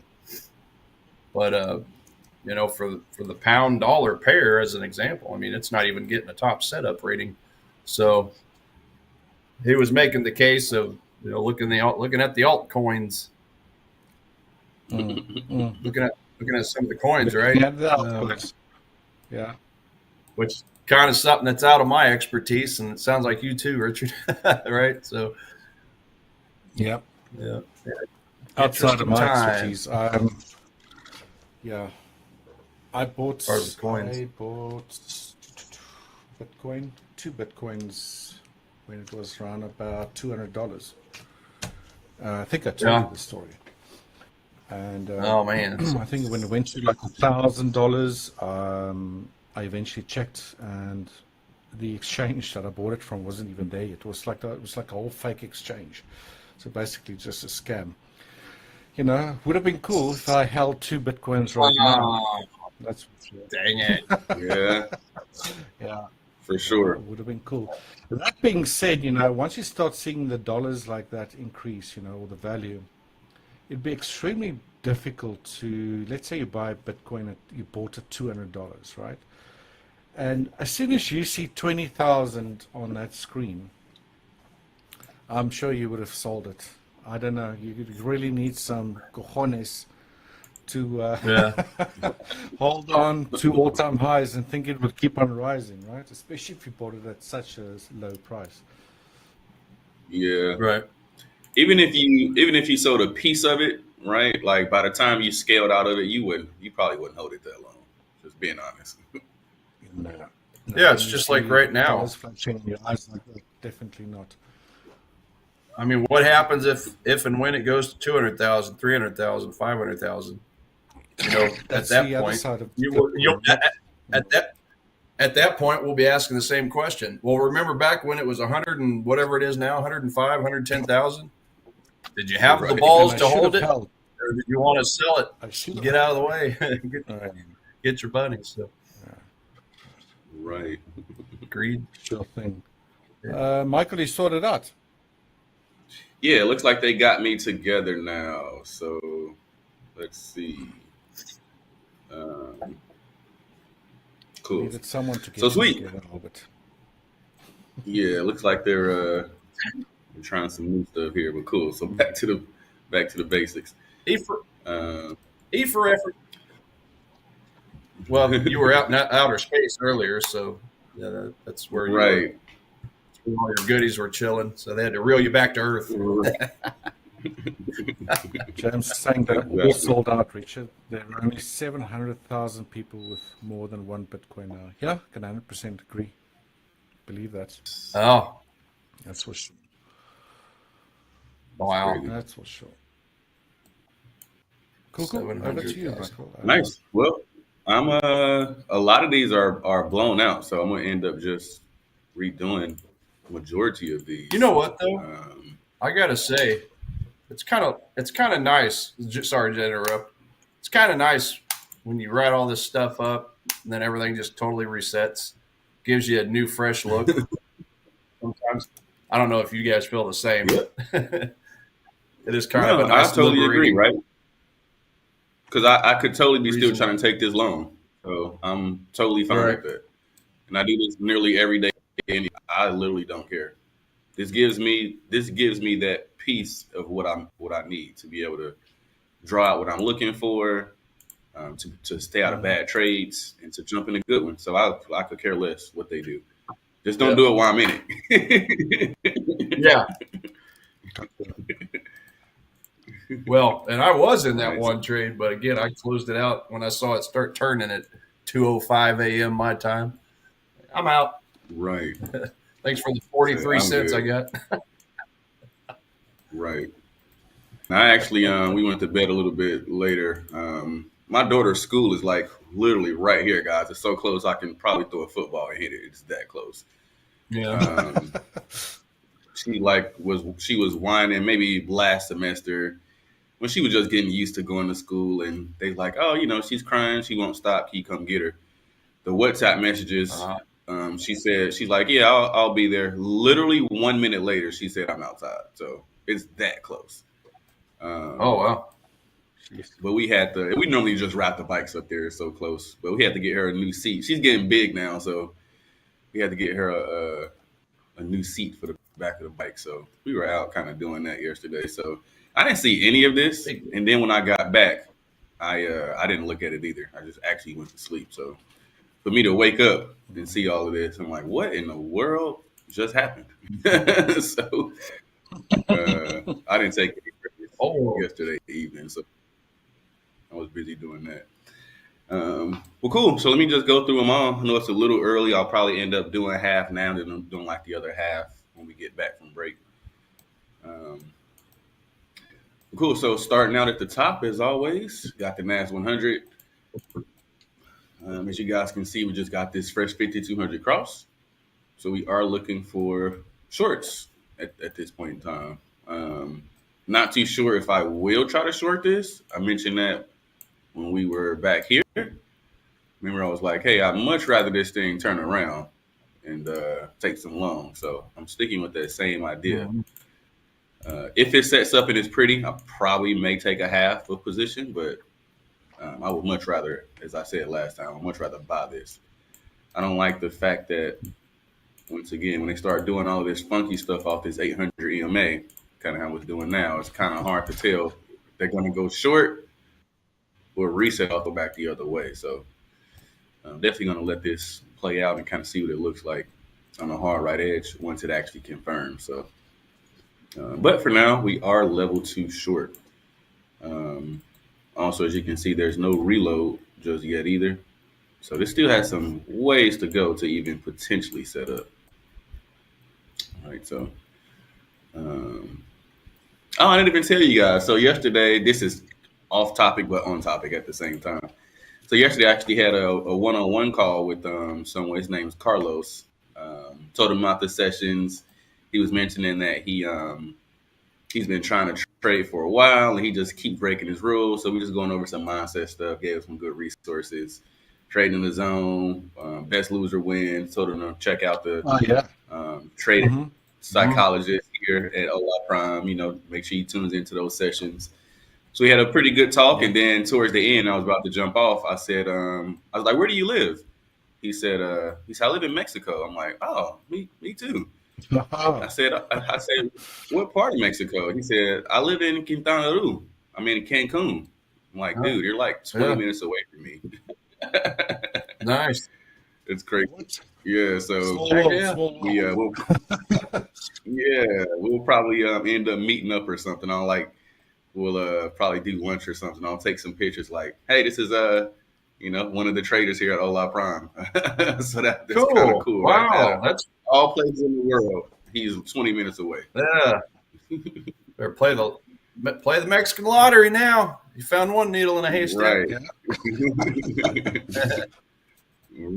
That's absolutely crazy. That's awesome. I though. forgot to mention that. Yeah, too, get some but yeah, that's super cool. get some pics and share them with us whenever you do. Absolutely. Well, cool. So level 2 short on NAS 100. US 30 has peaked out. So let's get this drawn erased as well. So this is nothing, right? We kind of just was hanging out at this peak. I'm not really interested in the level 2 trades. I'm sorry, level 1 trades. I would rather see this thing come on down. All right, give me some type of crosses over here, like this 5200 cross. And then I'll take this to the downside in level 2. It's already touched the 200, right? So there's no level 1 move. So I'm not interested in anything there. So I'll just be looking for these level 2 shorts. All right, and then get price to kind of do something, some type of M structure off this level to the downside there. Of course, market baseline will need to go above the static for that reload. All right, and then that downside move will look something like this. Kind of hard to tell where I would target here because it's so far away. So this one is super hypothetical, more than usual. Okay, let's just say maybe 1.5 or something, right? So yeah, something like this. This is the level 2 move. You can easily tell that this was the peak high. So I want to stay away from that. And again, no level 1 move. So next move in the cycle will be that level 2 short off the 200. Right. So level 2 shorts on. Well, level 2 isn't here just yet. It's actually level 1 still. But once the 5200 crosses, then I'll be looking for shorts. So right now I'm just sitting to the side on US 30. Not too interested in it. Mm-hmm. S&P, I actually had this one super close yesterday. I thought this was going to set up, but since the market was closed yesterday, wasn't too into it. But this could have easily came up here closed. I even had this alert set here, as you guys can see. Was waiting for it, but it has completely turned around. So this is now nothing. All right. I would much rather just wait for this 5200 to cross and take it to the downside. All right. Level 2 short. And that move, of course, will look something like this. Back to the downside. Market baseline is need to go back above the static for the reload. And of course, that move will look something like this. This may be really nice when it sets up. We'll have to see. But so far, something like this. All right, almost like a 3-for-1 on this one. All right, so level 2 shorts on S&P. Let's get to gold. Gold is still super high. Not too much has kind of changed on gold.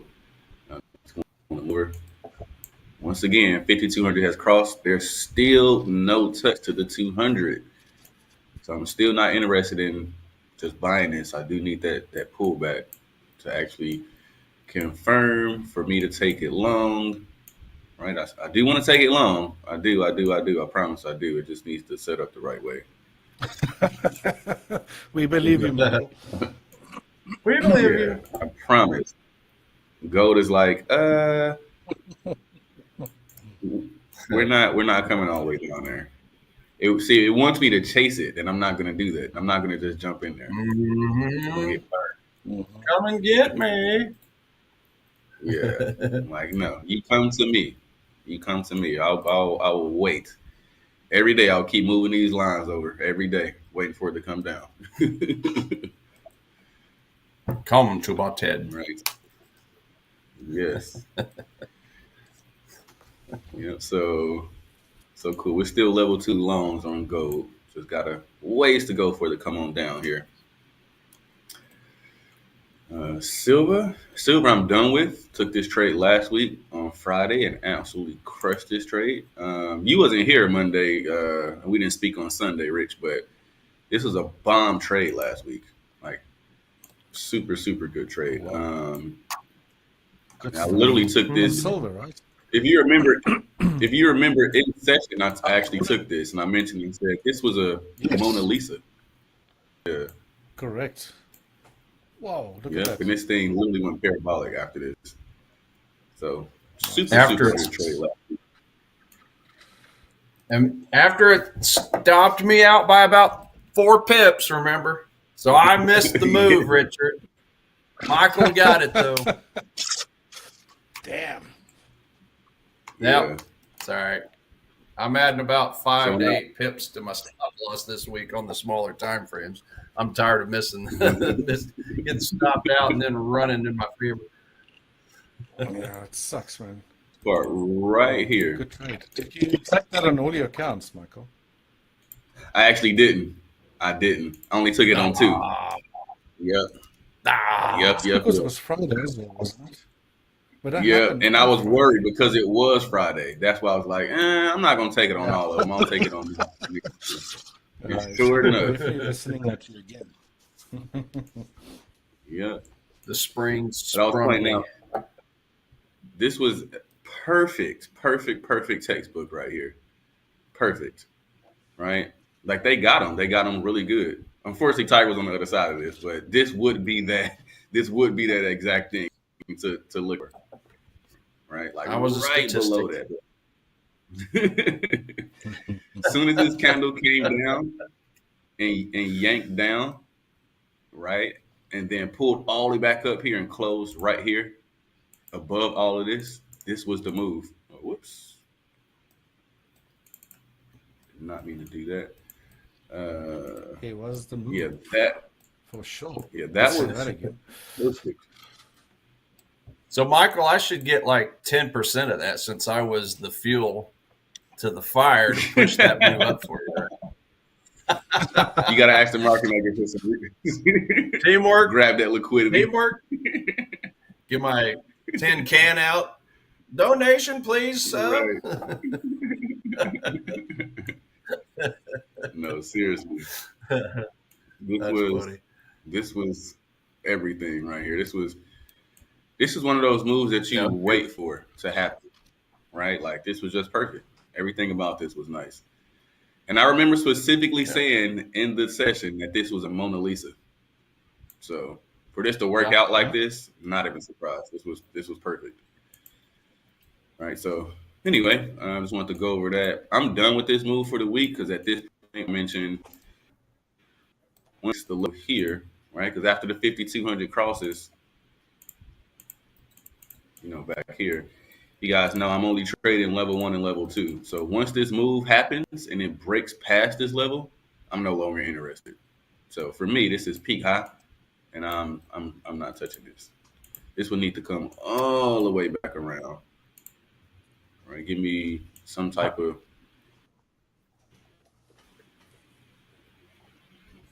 something like that. I'll be interested in taking this move short, but alongside, I'm done with this. So that nothing for me on silver. Is that right? I think that was the PCE move, wasn't it? Yeah. Yep, Friday it was. It happened at 8:30. That 9 o'clock close. I grabbed this right at 9 o'clock, and it just went to the moon after that. One of my one of the teacher students who are actually in my group, I was telling Tiger. She said I've never been in a trade. No, she said she's never gotten such a big profit so fast. Like, It's nice, isn't it? I made What happens? jokes because she's been in plenty moves with us, but she puts her position size on wrong. So when everyone else made 1,000, she's made like a few tens, right? Maybe 10, $20. And you're like, what did I do wrong? I can automatically tell you put your position on wrong, automatically. So she finally got it right this time. And I was like, I made a joke. Nice. I'm like, you must have put your position on the right way this time. Just some tough love for her. Yeah. Tough love is necessary sometimes, right? It's not like seriously around well. Especially when you keep screwing it up. Like, how many times we got to tell you, make sure you double check your position. Right? That could be. It could give you five here until scared to lose money. So many things to go into to that, you know. Yeah. And then it's like, oh, I thought it was 1 decimal point over. I'm like, you said that the last 2 times. At what point are you gonna get that? Like, because if you can't, execution is the most important part, right? Execution and managing the trade. We can give you fire signals from now until Bitcoin touches 1 million. But if you can't execute the trade right, it doesn't even freaking matter. It doesn't even matter at the Got to be in it to win it with sizes, all right? Well, proper size. Yeah, you got to be in it to win it the right way. Right. Exactly. No. Anyway, this is super interesting. You walk away with like $20 and your hit went up that fast and that high. Mm-hmm. And it should have been 2,000 or something like that. Yep.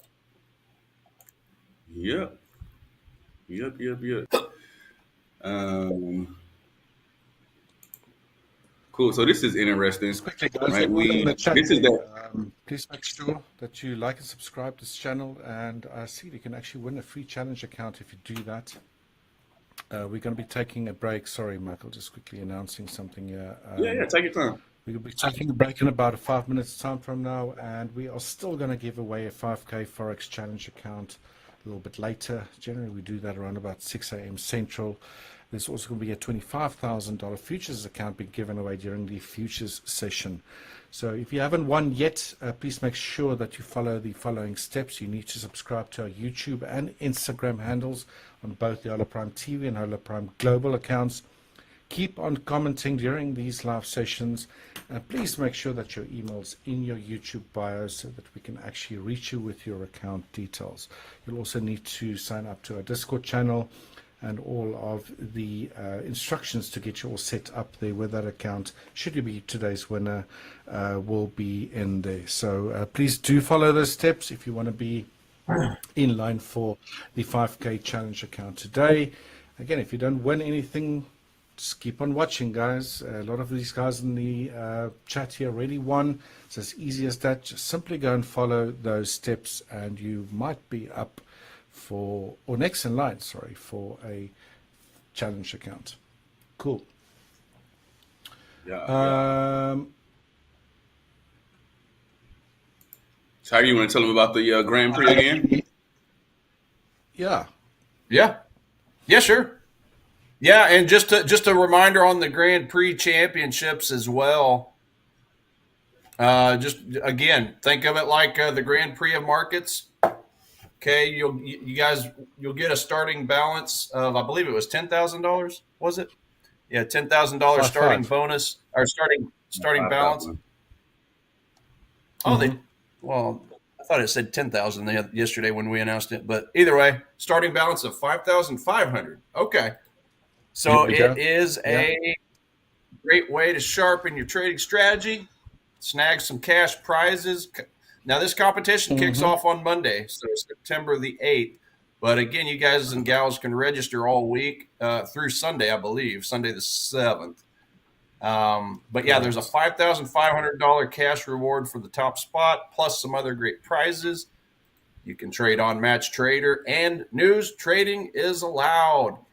So just remember, there are some limits. Again, it is going to have the 7% loss overall, and then a 3% daily stop loss. Or excuse me, daily loss limit.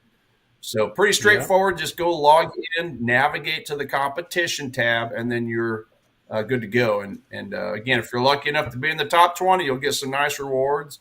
We'll definitely shout you out on our social sites as well. So yeah, if you're looking to add a little bit of thrill to your trading, this is your chance. Check it out. Who knows? You might just find yourself on the podium. So see you there. Good stuff. Good stuff. Yeah, guys, make sure you go register this for free again.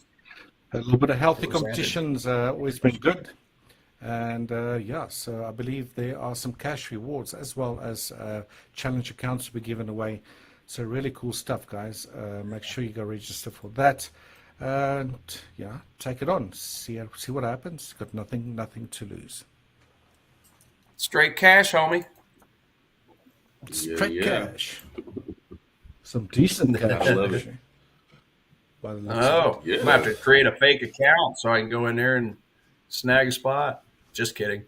I gotta do it. Won't do it. Giving your Where am I? previous plans away. Mustache, glasses, outfit. Inspector Gadget. Good stuff, guys. Right. We got about a minute to go until top of the hour. We're going to be taking a 15-minute break. The three of us will be back right after that. Again, make sure you go follow the steps if you want to win today's challenge account. Again, there's also a 25k challenge account up for grabs during the future session. Please share this channel far and wide with all your friends and family if you think they might be interested in trading. And yeah, please like and subscribe as well, guys. As you can see in the chat there, looks like you can also win a chance to win a free challenge account by just liking and subscribing to this channel as well. All right, so we'll be taking a break momentarily, 10 seconds from now. So please hang on tight. We'll be back very, very soon. Hopefully try to get into some trades as well. Nothing to set up as yet, but let's see how things plan out for the remainder of our session. Right, we'll see you very, very soon. Take care, and we'll be back in 15 minutes' time. Cheers. Yeah.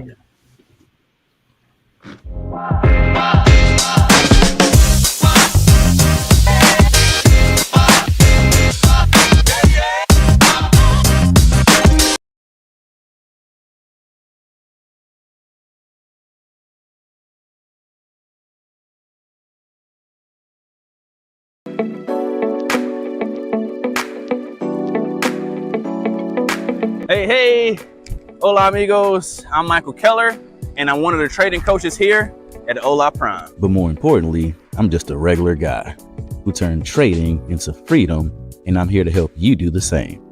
So this is a glimpse into who I am in front of the screens and beyond the charts. See, a strategy will get you in the trade, but mindset keeps you in the game. I started trading back in 2012, and honestly, I lost more than I won in the beginning. But every loss taught me something. It wasn't about having the fanciest indicator. It was about mastering my mindset. Living in Mexico has taught me to slow down, breathe, and be present. Trading is what I do, but it's not who I am. I'm a dad, a husband, a traveler, and a student of life. And all of that makes me a sharper trader. When I'm in flow outside the charts, I'm in flow on the charts too. This game doesn't reward speed, it rewards skill. Listen, everyone wants to flip $100 into 10,000. I get it. But be consistent, focus on execution over excitement, risk small and learn fast. And if you ever feel lost, reach out. That's what we're here for. Well, guys, that's a glimpse into my life, my story, and who I am. Not just in front of the screens, but beyond the charts. I hope to see you in the session soon, and let's grow together. One day, one trade, one lesson at a time. Welcome to Ola Prime.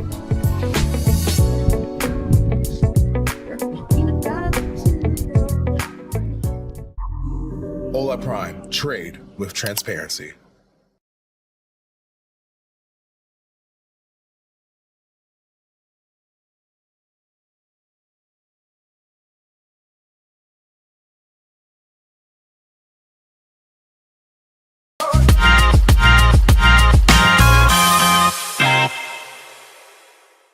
Coach Richard Krugel is a leading force in the world of trading, recognized for his sharp technical analysis and dynamic market strategies. With years of hands-on experience, he has not only mastered the art of trading, but also dedicated his career to educating and empowering traders at all levels. My $1 million advice to you would be, hello everyone, I'm Coach Richard, and I'm truly excited to join the incredible team at Hola Prime. It's an honor to be here, and I can't wait to contribute, collaborate, and grow with all of you.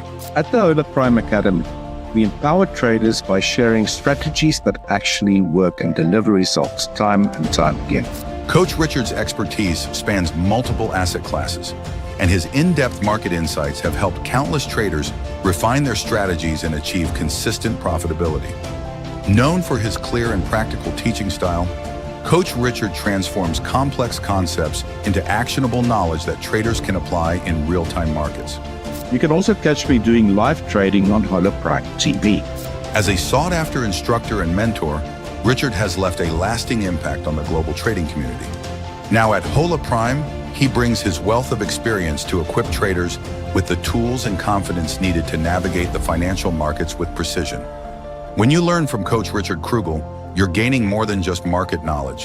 You're accessing the mindset and strategies of a trader who knows what it takes to succeed. Welcome to Hola Prime, where expertise meets opportunity. My $1 million advice to you would be that trading requires skill. Never stop learning. The market constantly evolves. Let's conquer the markets together. Ola Prime. Trade with transparency.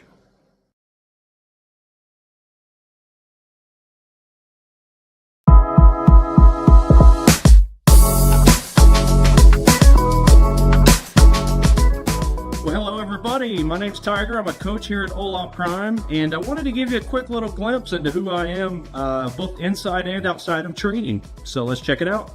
So I've been trading now for going on 11 years, and that first decade of my trading was all about technical analysis. And really over the last few years, though, I've really dug a lot deeper into fundamental analysis and sentiment analysis, seeing how the bigger banks and institutions are trading so I can ride their coattails, so to speak. They're the ones making the money. So I've just kind of looked at trading like Edison and his light bulbs. He's went through thousands and thousands of different prototypes in order to find the one that worked. Look, one of the things about trading that people get wrong is they think it's an overnight get-rich-quick scheme. So, for me personally, all the hard work was done well before I even picked up trading, and it all had to do with reading some good books. So, one of my favorite books right there, The Magic of Thinking Big by Dr. Schwartz.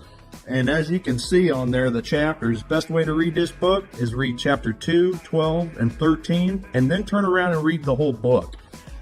Powerful, let me tell you.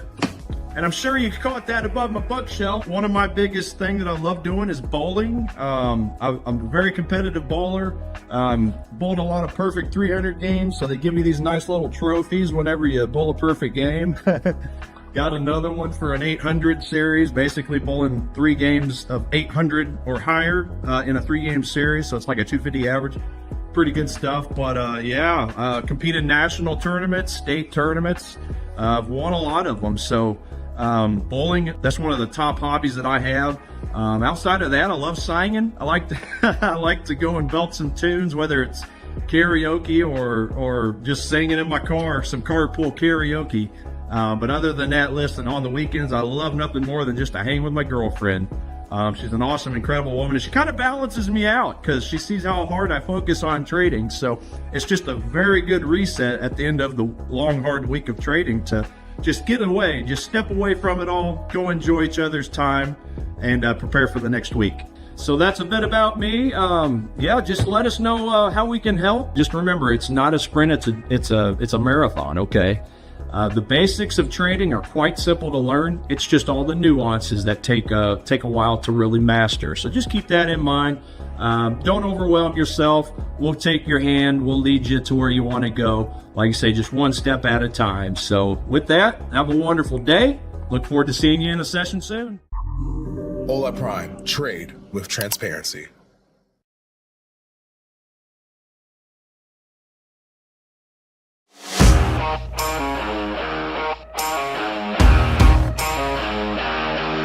Hi, I'm James. I'm one of your coaches at Ola Prime. I've been trading for about 30 years. Can you believe it? Seems like an awfully long time. But in that time, I've learned a lot about trading the financial markets. And I've learned the best way to trade the markets. By dawn, I chase waves, chase stocks, and sometimes chase my own sanity. Trading, like surfing, is all about timing. Wait too long and you miss the move, and jump in too early and you just wipe out. If you're a new trader and you're struggling with your trading, I think you've come to the right place. I'm really looking forward to meeting you and helping you with your trading. I'm approaching a stop street now, and I'm going to have to stop. Emergency brake if there's traffic coming. And that's one of the things you've got to learn in trading as well, as how to keep safe. And it's one of the main things that I teach in my trading philosophy is risk management, which is not taught very often. Trading is a bit like driving a car, really. You've got to have a license, and in trading terms, having a license is like learning how to trade.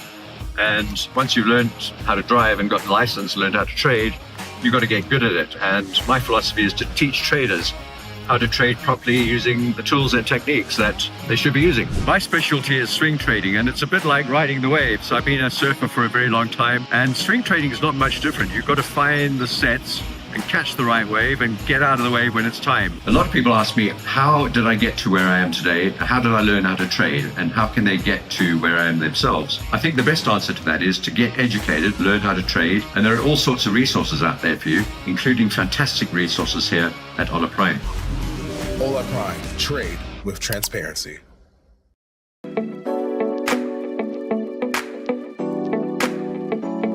Hi, I'm Paul, one of the coaches at Ola Prime, and this is a little insight into who I am beyond the charts. I started trading 5 years ago. I made some money, sure, but I also made mistakes, a lot of them. As I progressed though, I realized it's less a game of chasing green and more a game of enacting discipline. As a coach, I try to help traders focus on the process, how they structure their approach, not just on the charts, but in their heads. Everyone wants to 10x their money overnight, right? But real growth, it comes from small, smart, and consistent moves repeated over time. Trading is a journey, so patience is always required, but I am here to help you grow, so don't be afraid to get help. Improving your success rate is what we do. But after a day of trading or an afternoon of coaching, getting away from the ever-evolving price action of chart setups is a must, as the outdoors can reset your mind, whether it's taking my dog for a walk for 30 minutes or gently strolling on the beach after a winning trade. I never allow myself to get lost in the charts. Stepping back gives me perspective, and perspective is what makes me a good trader. I'm always looking for that balance in everything I do. And if you can achieve the same, you'll soon discover it unlocks so many doors. So that's my deal. What's yours? Hopefully we'll see you for a coaching session soon where we can level up your skills one profitable trade at a time. I'm going to place a trade. Ola Prime. Trade with transparency.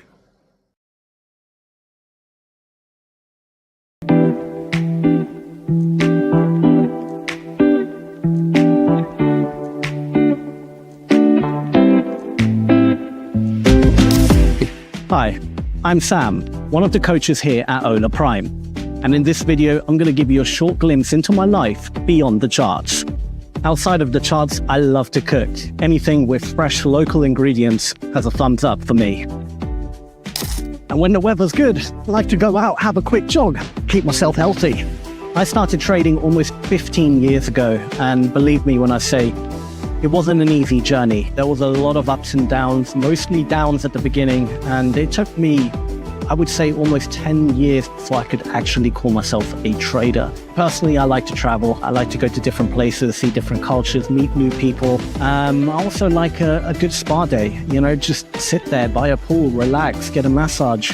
You know, you can see from the screens behind me, it's just a lot of stress, a lot of digits, a lot of moving, a lot of fast moving markets. You can't spend your whole day in front of a screen.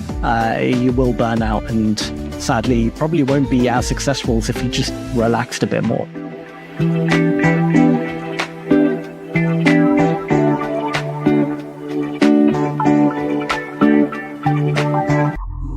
Ola Prime. Trade with transparency.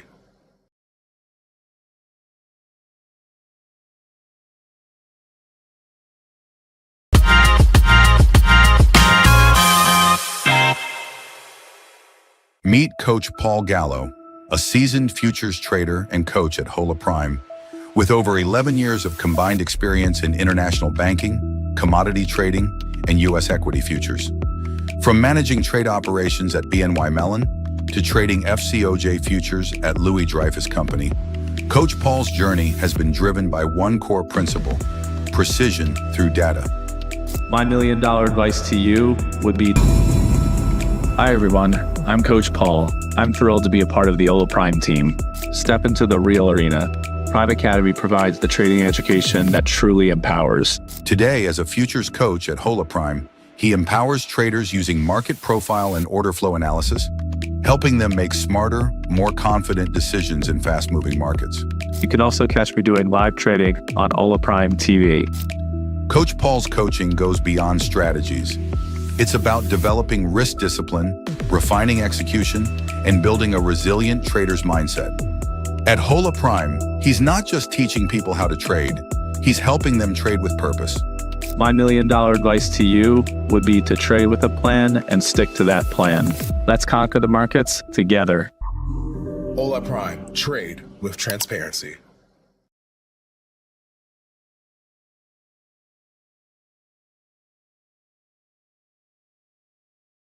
Markets are unpredictable, volatile, complex, but your trading journey doesn't have to be.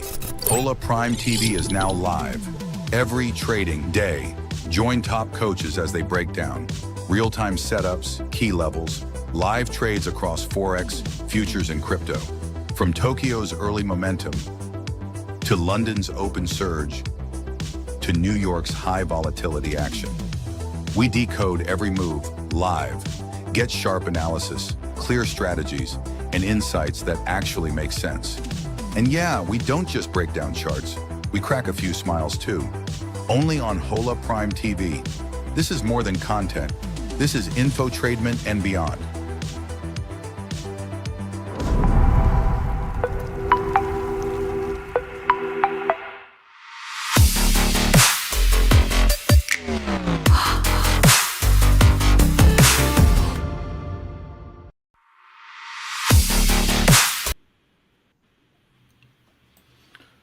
All right. Welcome back, everyone. Alrighty. Very quick 15 minutes that was. Well, I think that every time. flew by. Yeah, I can imagine. Yeah, I just had It some does leftover fly. pasta from last night. Ready for the next 2 Yeah. hours. Yeah. Good deal. And yeah, Tiger, looks like there's going to be a competition during the futures session as well.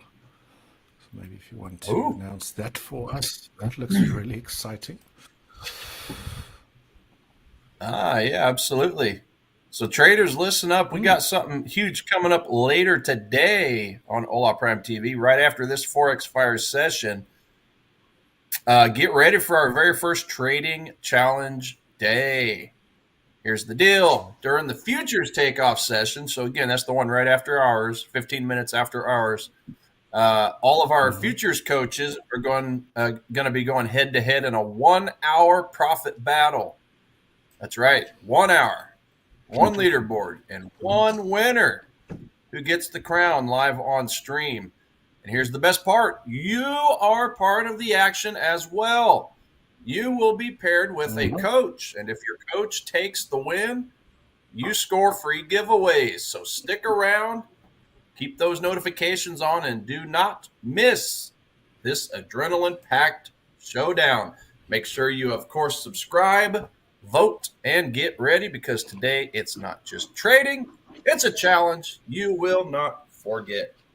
So that ought to be a lot of fun. Those guys are a lot of fun. A lot of high-paced, high-action trading that they do down on the 1 minute time frames. Okay, 1 minute and 2 minute and 3 minute time frames. So yeah, if you trade futures, definitely jump on with those chaps, because that ought to be some fun.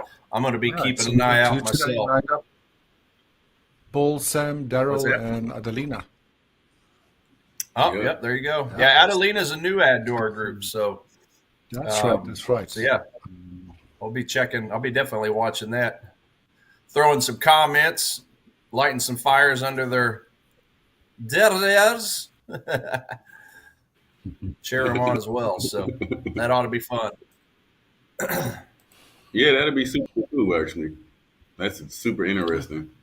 It's kind of like picking your horse in the horse race or something. Yeah.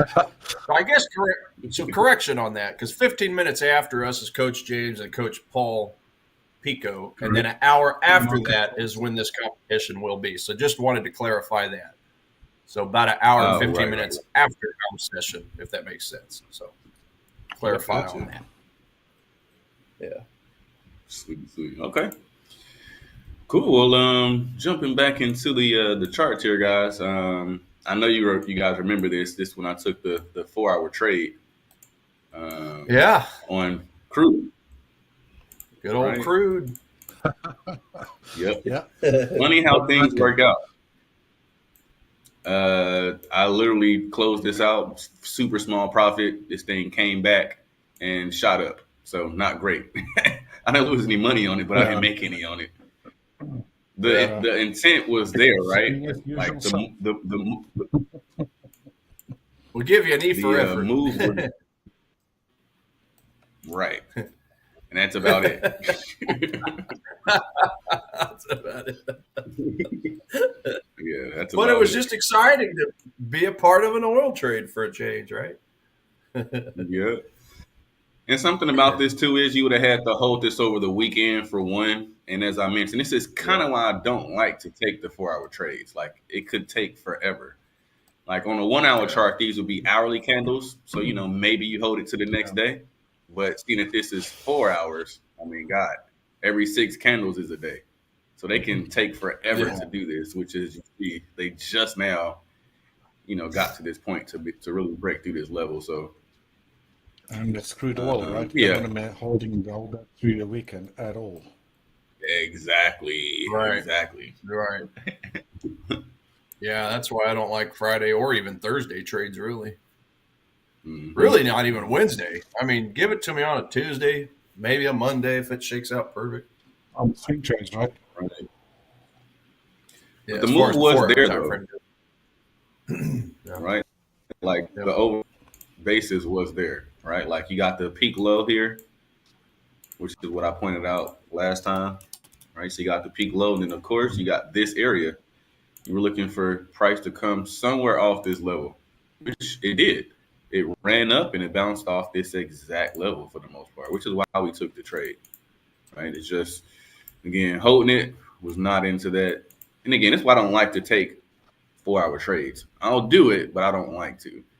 Like I'll really do it on, let's say, Monday, Sunday, Monday, if anything, maybe Tuesday. But to try to swing a trade on Thursday, nah, that is tough to do. That's not good. Tough to do with tweets. Right. So, exactly. But yeah, just wanted to point it out. This, if you guys can see, like this is once again that whole cycle playing out exactly as you would anticipated it to do. Now, if you can take advantage of every move, that's something different, but, not too bad. Maybe, just maybe I could have took this again right here.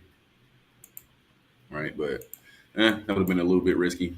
Let's see what this could have been. Because he would have looked what the close was. And target would have been this 800. Oh, so not that bad. I actually took crude oil again yesterday. Yeah, he could have took this again yesterday. So, not the best, not the worst. I stayed away from it. I didn't even see this. But yeah, the move once again is there, the intended cycle, right? So that's always good to see it play out. As you would say, Tiger, it's like a moral victory. So yeah, super cool on this one. Storing knowledge for later. Potential. Exactly. Exactly. Well, cool. Next up, we got Bitcoin. All right, so we know we are in level 2 shorts. All right, we got the 5,200 cross to the downside. As I always say, I'm not going to short this. I'm just pointing out the next move in the cycle. All right, I would not short Bitcoin at all. Michael, I'm gonna take a quick trade here on gold if you don't mind switching over. If I switch Oh, over. yeah. Go right ahead. Oh boy.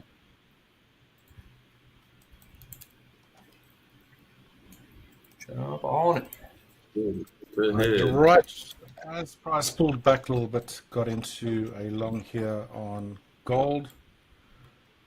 Again, I changed my mind. I was gonna go short. Maybe my spidey senses told me not to be so stupid, and I went long. No.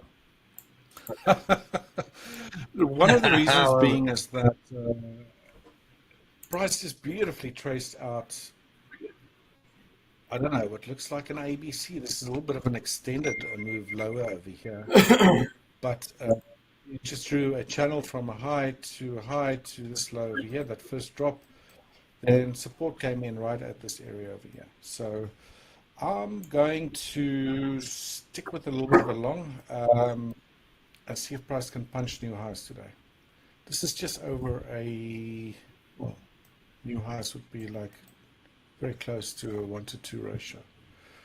All right, so I'm going to be sticking with that. If price makes its way high from here, I'm going to start trading my stop as well, rather tightly.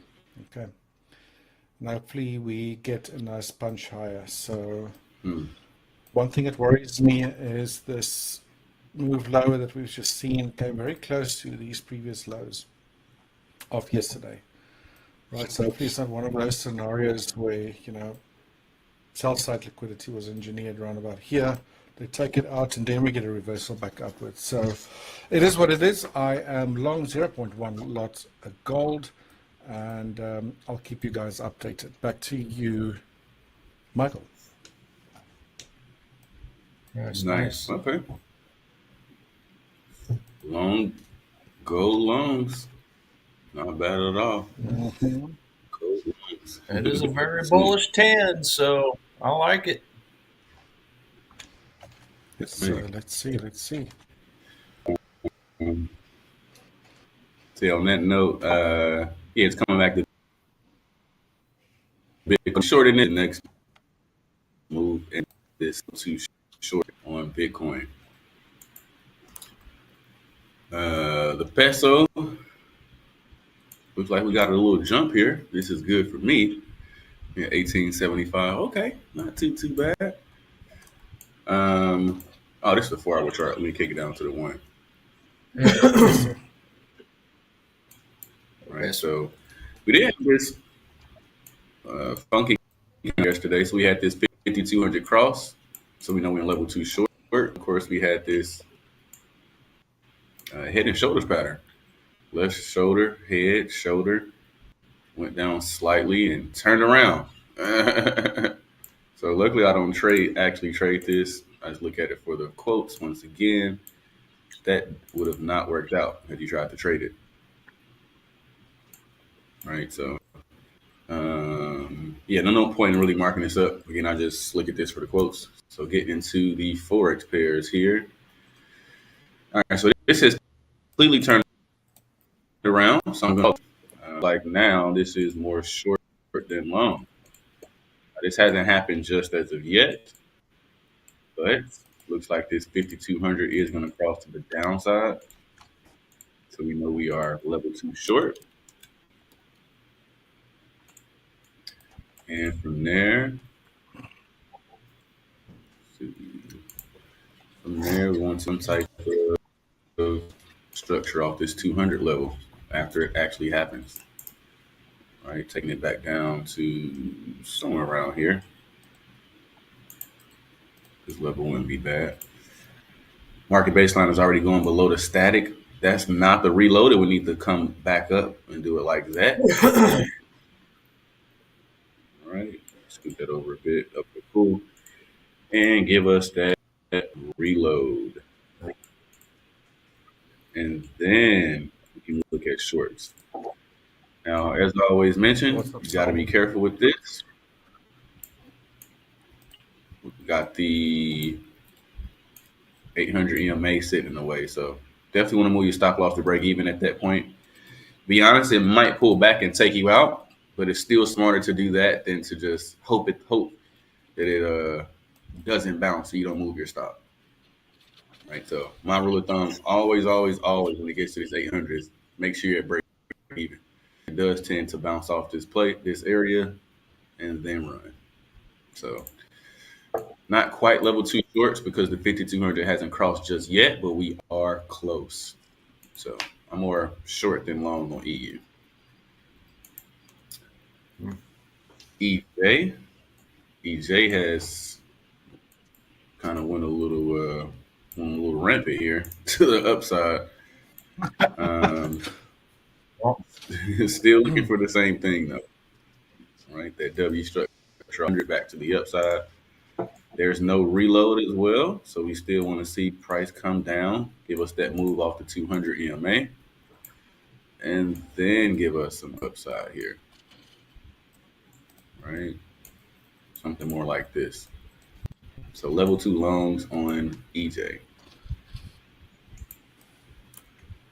Next up is EN. Oh, EN is trying to set up for us. Would you look at that? So let's delete this. Actually, I'm going to leave this up here. I'm going to just move it over. You guys remember I took this last week. We had that peak high up here. And then we had the close with a 1350 cross, run, pull back to the 50, close. It didn't give me it didn't touch the 200 until later. Right, so we didn't get the full position over here. I split the position up between EN and GN, so it's a quarter here, quarter on GN. So that was last week, level 1 move. This week, 2 move. So we got the 5200 cross to the downside now. If price can get down here a little bit further, we can take this.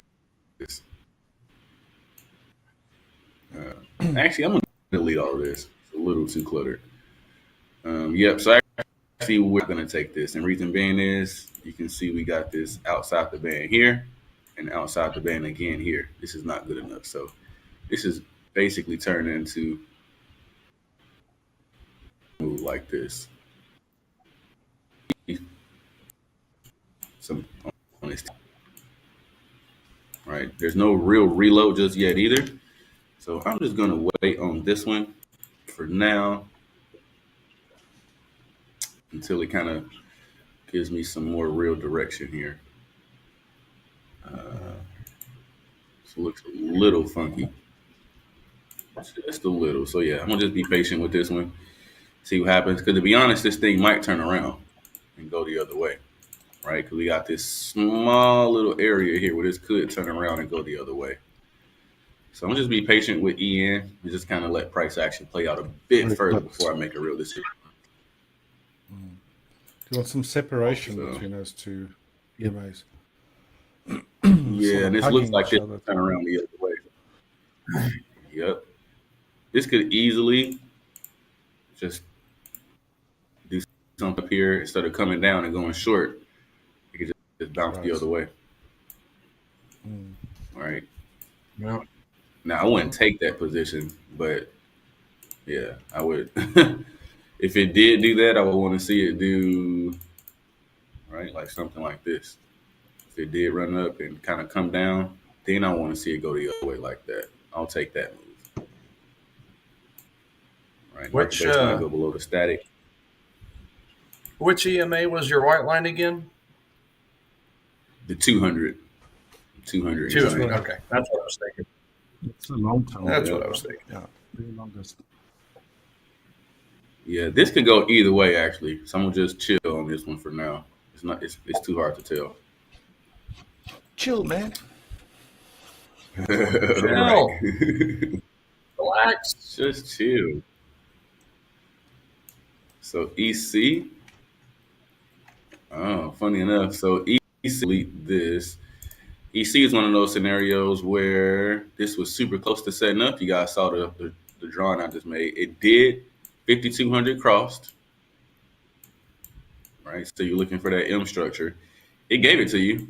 The only thing is, by the time it gave it to you and it closed, you was right here. Right? You would have to do something funky, really funky. For one, you won't want to take the trade right in front of the 800 EMA like this. That's just for one. But Yeah, so it did a little sneaky when it used the news to actually make the move. So this one's done. You have to reload here and everything. Right, so not the prettiest setup. Right, so they didn't give you a chance to actually get into this move. So this was nothing. So pass on that. Got the next one here. Okay. 16. 16. EG sneaky SOB, because this thing, look at that. Okay, so this wouldn't have worked out anyway, to be totally honest, because there's no reload. Right, so this is a time where they used the news and you didn't get in it because it never confirmed the right way. Right, so you got the 5200 cross. This is level 2 long. Right, now, although they did give you a pattern, right, they did give you this little mini W structure here. For one, this is just one huge tick. You won't want to try to jump in on there. And if you look, there's no reload. The market baseline never went back below the static. So this is nothing. Nothing. The news kind of messed up. Whatever happened here messed up a few of these pairs that you really can't even get in. So, straight up. Let's see.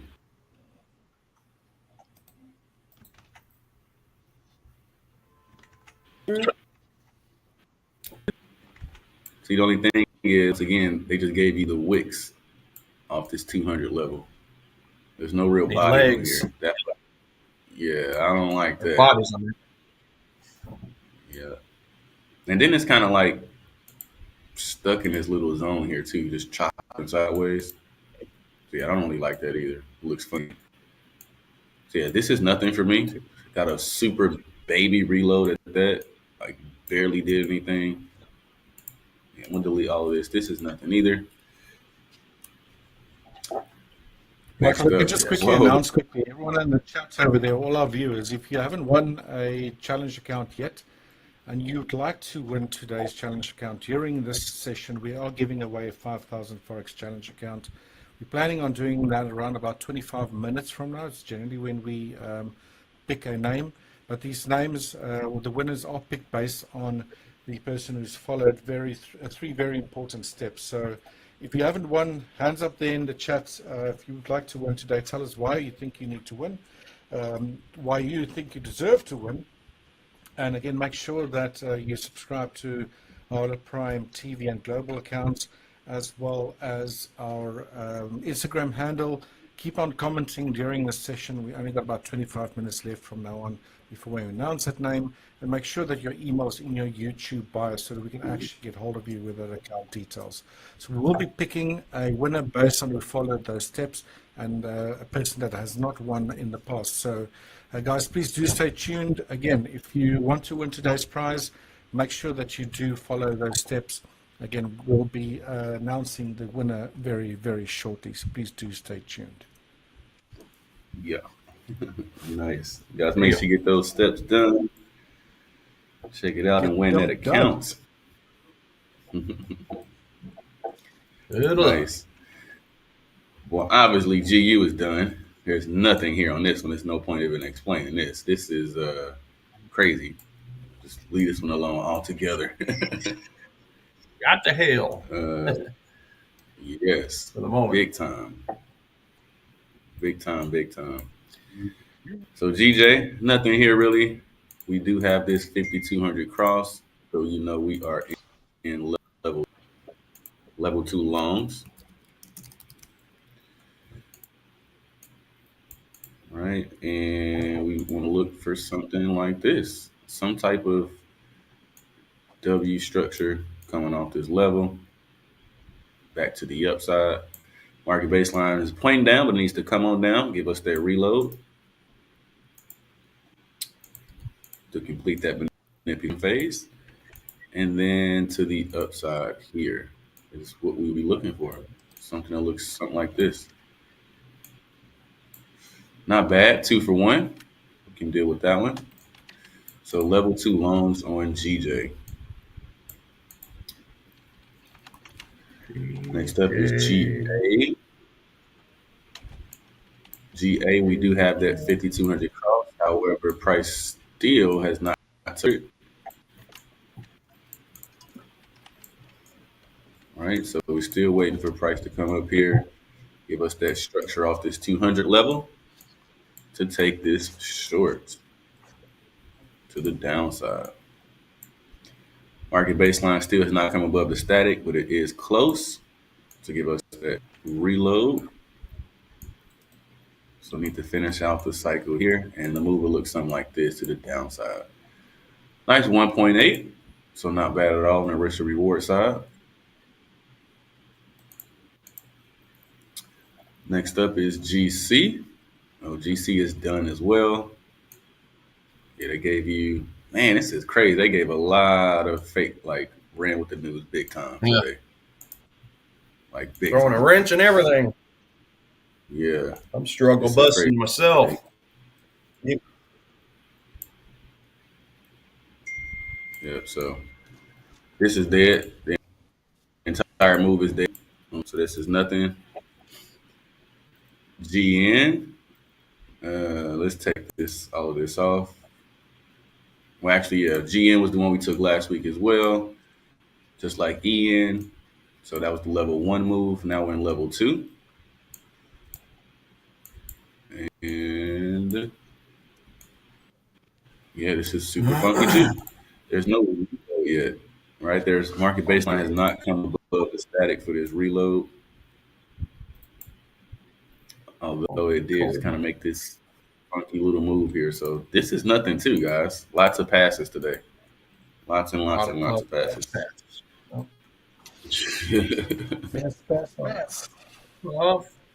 Pass. Same thing here. We had the 5,200 cross. Now we got this funky move here. Price dropped all the way down here. This is nothing. This is done. It'll be hard for me to at least try to find some out to jump down to the 5-minute chart to probably find something. Yeah. Yeah. All right, so next up we got USD CAD. USD CAD looks a bit fun, but not as bad as the other ones. We got the fresh 5,200 cross, market baseline just now getting above the static over here. All right, so looking for level 2 shorts, some type of move to the downside. All right, nice 1 for 1 at 0.43, so not too bad. So level 2 shorts on USD CAD. USDHF, what is going on here? Yeah, this is nothing. This looks super crazy. Yeah, this is super crazy. I'm gonna just pass altogether on this one. USDJPY. All right, got a huge spike up, but still nothing really. We did just get this fresh 5,200 cross. So we know we are in level 2 long. Level 2. Then we're looking for to come on down, give us some type of structure off this level, back to the upside. Market baseline going below the static for the reload.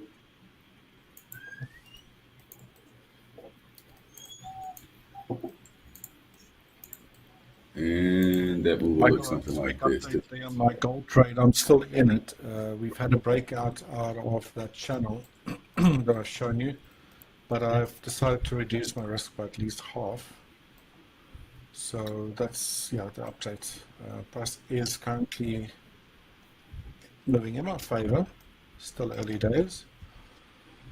But yeah, just wanted to give a quick update there. Stop loss now at 3472. So reduce it by about half. See how it goes. Back to you. Oi. Go. Okay. Break. Very true. Trying to see if we can here. Oh no, yeah, I can't touch that. All right, so back to UJ. Oh, that was you. Yeah, that was UJ. My bad. Next up, we have AUD Cat. AUD Cat has not all the way turned around, so maybe we can still get a little something, some type of structure off this level. Headed back to the upside here. There's no reload yet, so it's not completely done. So we can possibly still get something off this level. But yeah, so far still level 2 longs on AUD Cat.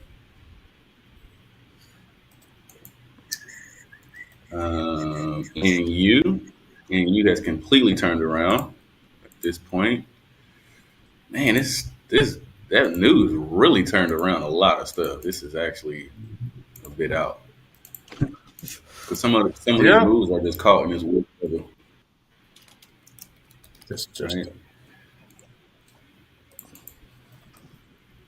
So I agree. I've been going down to the 5s and the 15s, and just ain't nothing looking right. Right. Yep. I hear you. So yeah, for NZD USD, this one wouldn't be too bad if it could set up, but seeing that the 5200 cross hasn't happened just yet, we're still like in this funky level right now. So it's kind of hard to tell exactly where it's at. So I will just let price action play out a bit further before touching that one. NZD turned around as well. All right, super low at this point. I don't want to touch this one at all. So this is a pass for me.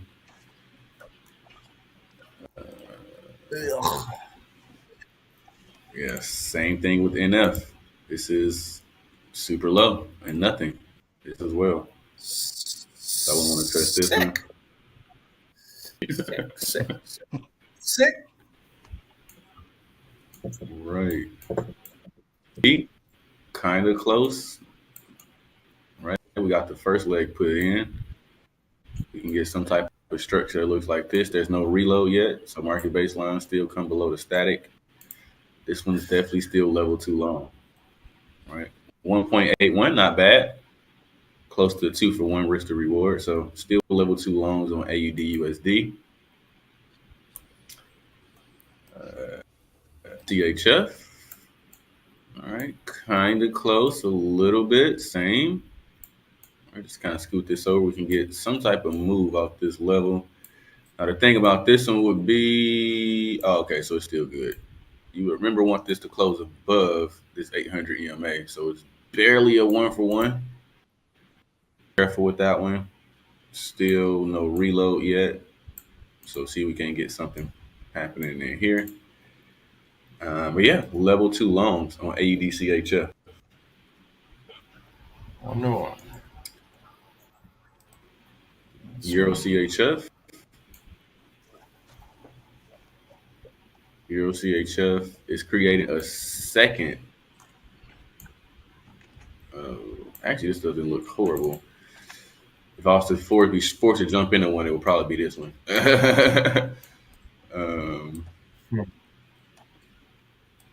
Yes, the thing though, this is the second W. You guys know I don't like to take the second one. I only like to take the first one. Right, we got Only the the 5200 first. cross. So we know we're in level 2 short.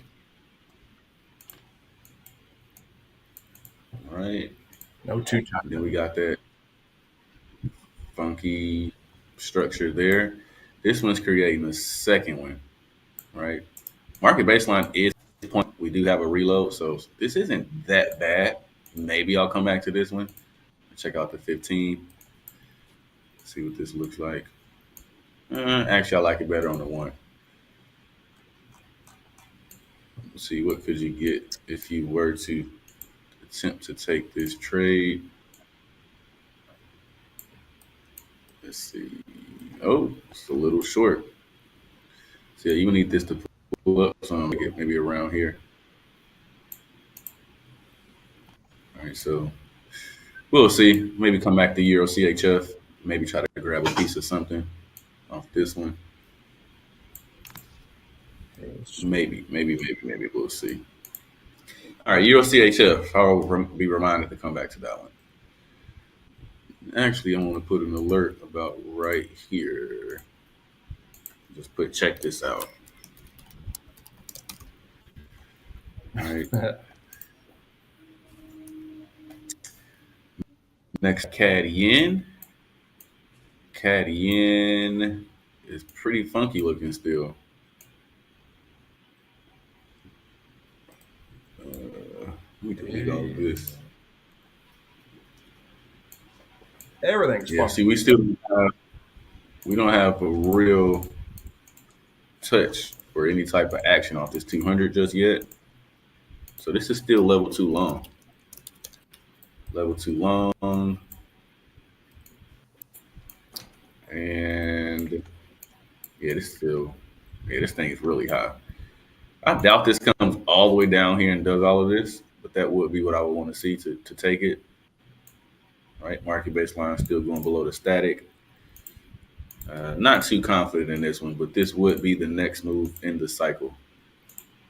Michael, please control this frog of yours to be quiet. I wish I could. Your big frog is at it again. Right. They are going nuts. Oh, we caught that crab yesterday. The frog.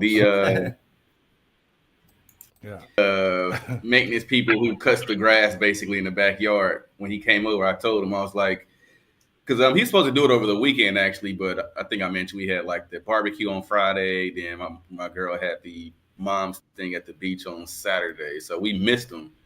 When I saw him on Sunday, I'm like, hey, can you get the grass for us? So when he came over yesterday, I told him, I said, hey, you won't believe this, but there's a crab in the grass somewhere. He's like, where is it? I'm like, I have no idea, but he's in there somewhere.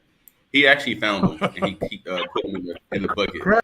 So a big crabs in the bucket. It wasn't that big. It was maybe on my hand, so not too big. Okay. Yeah. That crab. Remind me not to go and try to sunbathe on your lawn. Yeah. Just make sure you got pants on. I get bit by something. Yep. We got way too much stuff out there. Water sucks too. Oh dear. Yes. No, seriously. Wear clothes, wear water socks.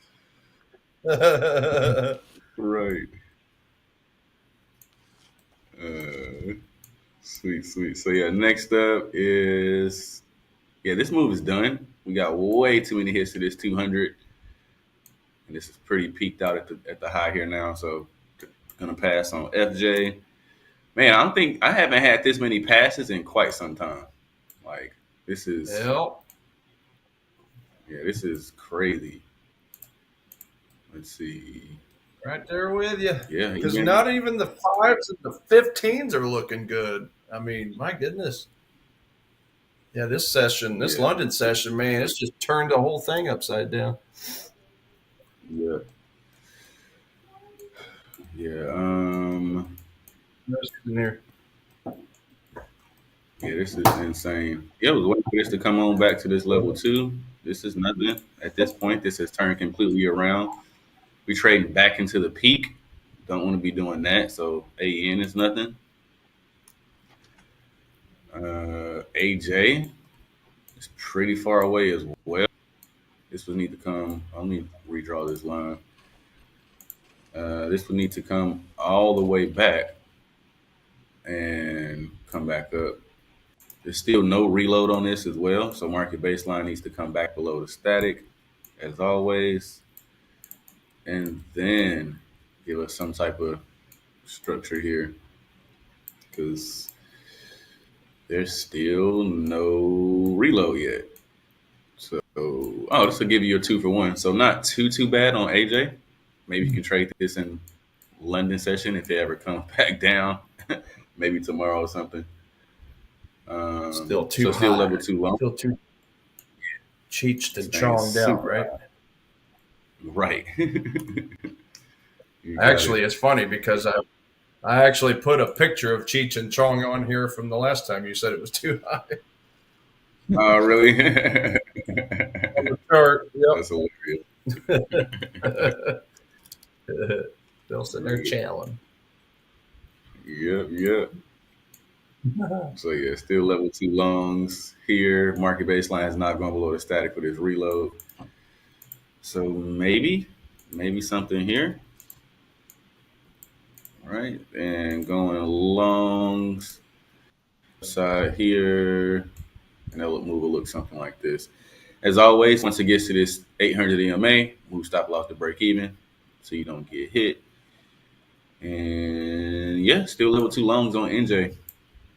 And that's pretty much it, guys. I do want to go back through these really quick and see if I can find something that's close to like the 50 EMA. And then maybe, just maybe, hopefully, I can maybe jump down to the 5-minute chart, see if I can get some type of bounce. See, so when they're all really far away from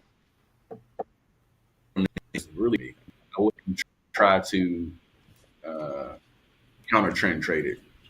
That's like the main thing I won't do. But if close to like one of these, yeah, see, like all of these are pretty far away. Yeah, see, all of these are pretty far away from. Back in 1 second, gentlemen. Like, Cool. see the close down to a smaller time frame. I'm trying to take. These strong moves across the board has pretty much messed up everything a little bit, huh? Yeah, this is horrendous.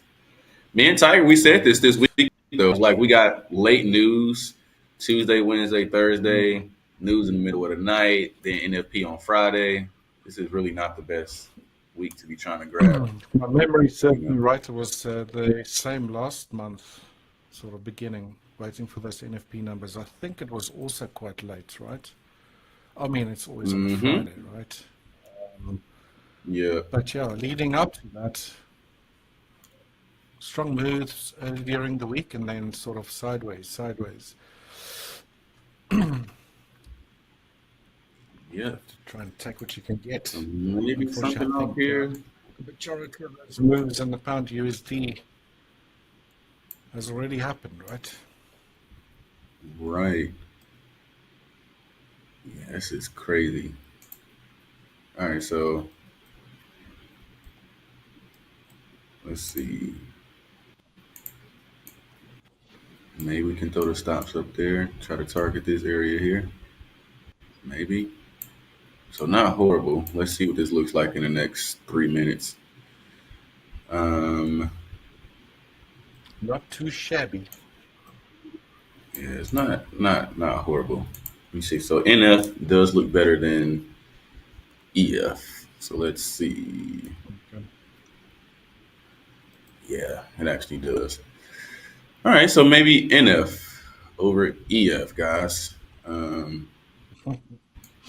Yeah, this looks. Just do one last check here. And yeah, that will do it, actually. So maybe we can get some action on, let's say, NF. All right. This one right here. Yeah. So if I just to get into something today here, yeah, I think I'm more leaning towards NF. All right, so well, yeah, that's pretty much it for me. I'll see. This will probably go ahead and confirm in the next 2 minutes here. So let's see. We got a stop loss at about 47.22. Let's do 47.22 on NF 47.22. Is that a possibility there? Yeah. Yeah, I'm gonna just do a half on this one. It's not the exact prettiest, but close enough. Then his stop looks, I mean, the TP looks like this is at 46.96. Yeah, 46.96. So TP 46.96. A bit of a supply zone, huh? Yeah, so not too bad. If it comes up a little bit further, I'll just think about putting on the second position here. But for now, this is definitely the closest one to being able to take without really messing too much stuff up, right? So we got this funky M structure. We got the run down, and then we got the pull back to the same area. So like a little break and retest type action here. R to R makes sense. Are we on the right side? We're on the right side on the 4-hour chart as well. Yeah, we are. So yeah, this is actually the closest one. This is the closest one out of all of these. So let's see what we can get here. I do like that the market baseline is pointing down. It did give you that reload.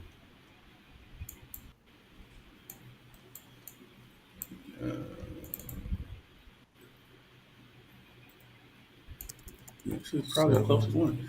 Yeah, not horrible at all. I am going to go ahead and jump in this in the next 30 seconds here. So give me a moment. And let's see. Zoom in just a bit to get a better look at this. Yeah, I like that it did come back up and touch this zone. So yeah, we're going to do it. Let's do this in the next 10 seconds here. We got, looks like we're risking about 10 pips, get 15. So not too bad. 3, 2, 1, 0. And wow. All right. So short. We are in NF. We are in NF short at 0.92 lots. Field price is at 47.11. Cool. Boy going down. See what we can get. If this does come back up here to maybe this level, I'll think about adding. So I'll just put second position here. All right, cool. Gotcha. Pretty much it for me, guys. Does alert, you guys will definitely hear it. Let's see, what would the R to R be on this one if this came up here? Ooh, this would be a 3-for-1. All right, so yeah, this is a little bit sexier than I thought. All right, 47.50. Yeah, I'll put a pendant on here actually, so I'm going to put the pendant order on now. That price is 47. Yeah, 47.15. Yep, 47.15 for the pending. I'm actually going to get out of my gold trade while you do that, Michael. Okay. It's still a bit in two minds of whether we're correcting upwards or what the case might be. So don't want to sit through a heck of a drawdown, especially after a 5-wave sequence. So I'm just worried that price goes negative, then later goes positive. So just a bit of a day trade there. Out. What's that? Not too much to write home about. $52.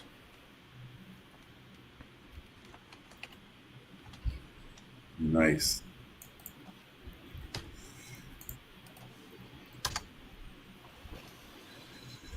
Sweet. So we shall see what happens from here. Yeah, I just put the pending order on too. So we'll see if it triggers or if it just drops or what happens. Who knows? No one knows. No one knows what's gonna happen. Let's just see. Absolutely. No. All right, cool. We have one of you two want to grab the screen here. Let me update the chat. So NF NF short here. Tiger? Yeah. Just a quick reminder, guys. We still want to give away that $5,000 challenge account. A lot of people in the chat, they have won already, so we're still trying to pick a winner. If we can't find anyone, we'll probably have to, carry it over until the next session, or later guys coming up during the future sessions. So again, if you haven't won a prize as yet, please make sure that you follow those steps. Subscribe to both Hola Prime TV and Global accounts on both Instagram and YouTube. Keep commenting during this session. Guys, please tell us why you think you need to win, and please link your email to your YouTube bio so that we can actually get hold of you with those account details to get you all set up.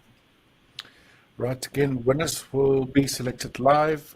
We've passed the 6 a.m. mark, but as I mentioned, we're still trying to find someone for today's prize. But again, stay tuned. Who knows, maybe someone pops up in the next hour or so. We've still got about an hour, 10 minutes to go. So anything can happen. If you want to win that prize, make sure that you do follow those steps on the screen. Cool. Yes. Sounds good. Yeah, we can go over some of the closest things I have. Yeah, I'm kind of in the same camp Michael is. It's not a whole lot, so yeah, we can go ahead. All ran away. Oops. They did. I mean, I think about the closest thing I have is this euro dollar long. So it is back to, I don't know, this algorithm. I tell you, sometimes it goes back and forth, but it's at a +5 again. It momentarily dropped down to a 4. I think it dropped down to a 4 when we had the Spanish unemployment number come out, which of course was quite not so good, quite bad.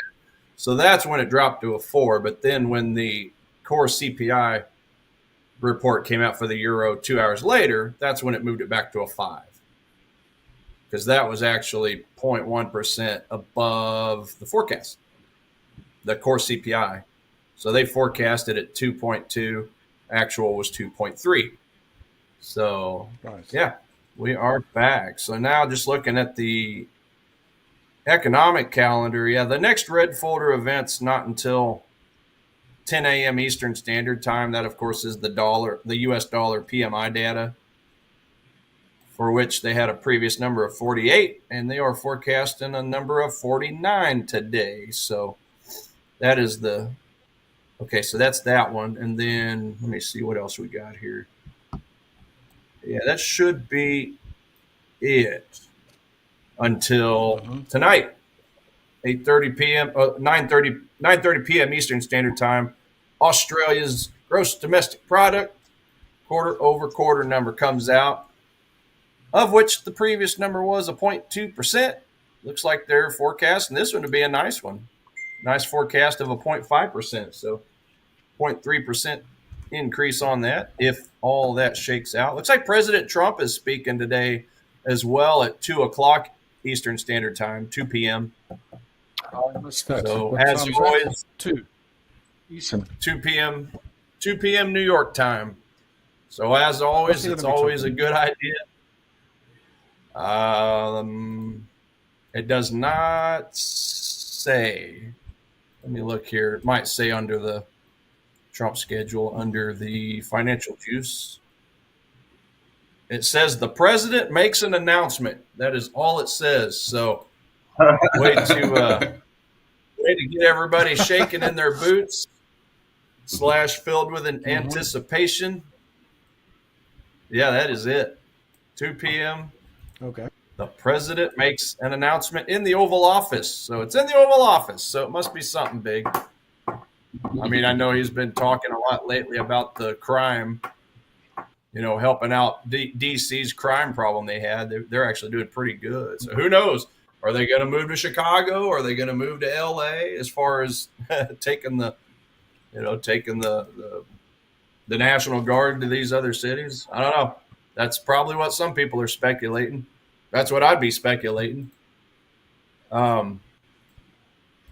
Just looking at Yahoo Finance to see if there's anything updated over here. Scott Bessent. So he said that President Trump has a plan B if Supreme Court nixes tariffs. So yeah, that is something I did see over the weekend, guys, where I guess the Supreme, or one of the courts, lower courts, I think it was, ruled his tariffs illegal. So now they're obviously fighting in court over that, but it looks like he's got a plan B if they nix the tariffs. So that'll be interesting to see what the plan B is. Just taking a look here. Okay, Trump may declare a national housing emergency. That came out 4 hours ago. That's from Scott Bessent, Treasury Secretary. Just looking to see if there's any other big headlines here. And then, yeah, back to the rate cut bets. I'm sorry? What was that? Because it's too expensive to buy a house. Right. Across the world it is. Yeah, in South Africa as well. Yeah. Fed rate cut percentage is at 89.8%. We haven't went over that updated number for a bit, but that's 89.8% for September 17th. Mm-hmm. Wow, that's coming up in 2 weeks.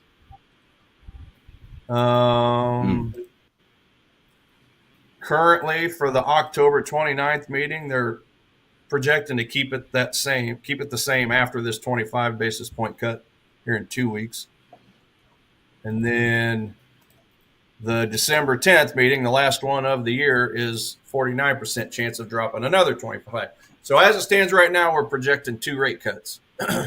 I know that's been flip-flopping quite a bit from 2 to 3 to 2 to 3, but it looks like we're back to 2. So anyway, just thought I'd kind of update you guys on those items real quick. But yeah, euro dollar, yeah, that's still, I'm still about, about 20 pips away from that 1 hour demand, kind of coinciding with the 4 hour demand as well. Yeah, not a whole lot's changed on it. I mean, we've been getting a nice drop, so that drop's helping me out, giving me that cheaper price ultimately. So gold.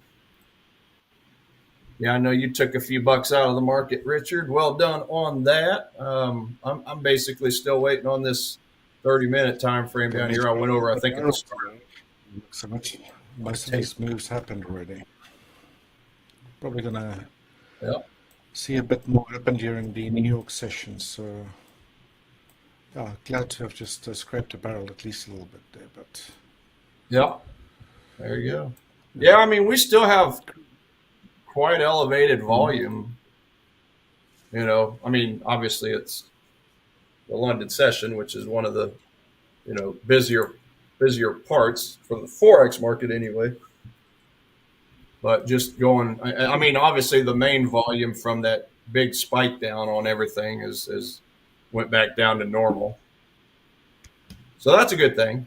Now it's just a matter of just kind of finding a trend here on some of these things. I was looking at the dollar yen earlier because it's still one of my bearish assets, but as far as trying to sell this market, it's you kind of had a little bit of a pullback here at one point, kind of bounced into this demand, wasn't strong enough to come and break any of these lows. So I'm pretty well staying away from dollar yen right now. On the smaller time frames anyway. Yeah, higher time frames, I mean, we did bounce into these other zones earlier, these other supply zones, but it just kind of went through. So, it broke through the zones. I didn't feel too comfortable in taking the other end of it. I kind of threw up this little trend line up. So if we can get a break below this trend line, and then maybe form some supply zones in that area, then I'll be reevaluating it. But as of right now, it's an uptrend. So I don't want to fight the trend on a smaller time frame. Right. Definitely don't want to be doing that. So, but then on the higher time frame, Yeah, this I believe was that 5-minute supply that I think I talked about a couple weeks ago, about a 30 pip range. But that's way back in time. So, yeah, I just don't like the way the trend is at the moment.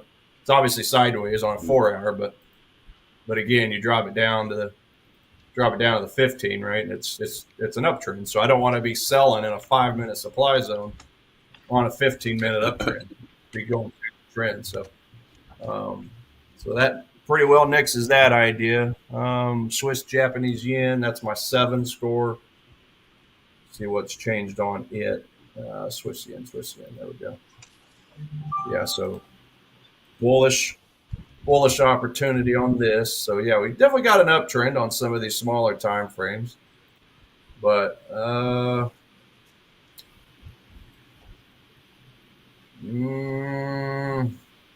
mean, that might have been an opportunity, but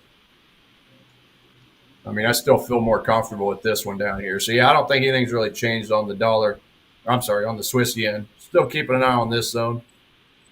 Again, I dislike how many candles are to the left, but also taking into account a lot of them are the Asian session with almost no volume, very little volume. So just more so interested as of the – I'm sorry, I said that wrong. That was towards the end of the New York session. So, yeah, obviously everything was quite dead yesterday, even though obviously everything was closed, but the currency market was open. It was just going quite slow, especially after the during the lunchtime doldrums and up until the I guess it would have been the Asian session.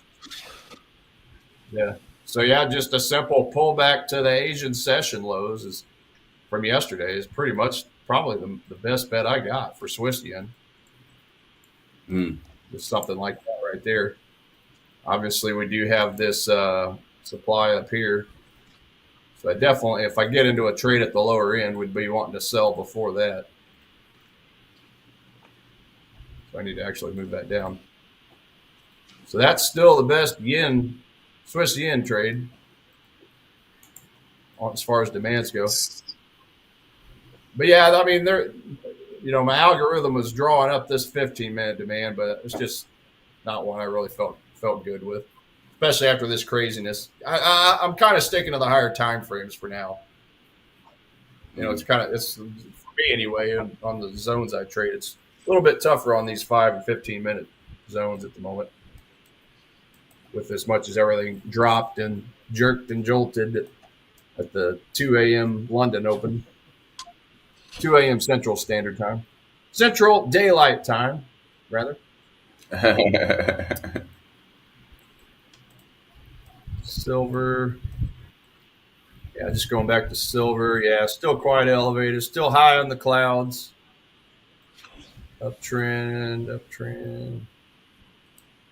Yeah, see, this is a demand, except horrible candles coming out of it, number one, and also the volume, number two, because obviously it was Sunday open, so just not a lot of volume. Right? So this is technically a demand, but does not give me any odds enhancers. No fair value gap on those leg out candles. No volume worth a you-know-what. So I'm going to delete that. So I'm going to ignore that altogether. What does that look like on a smaller time frame? Yeah. Yeah, if anything, you got some volume starting right here. What's that look like on a 30? 1 hour.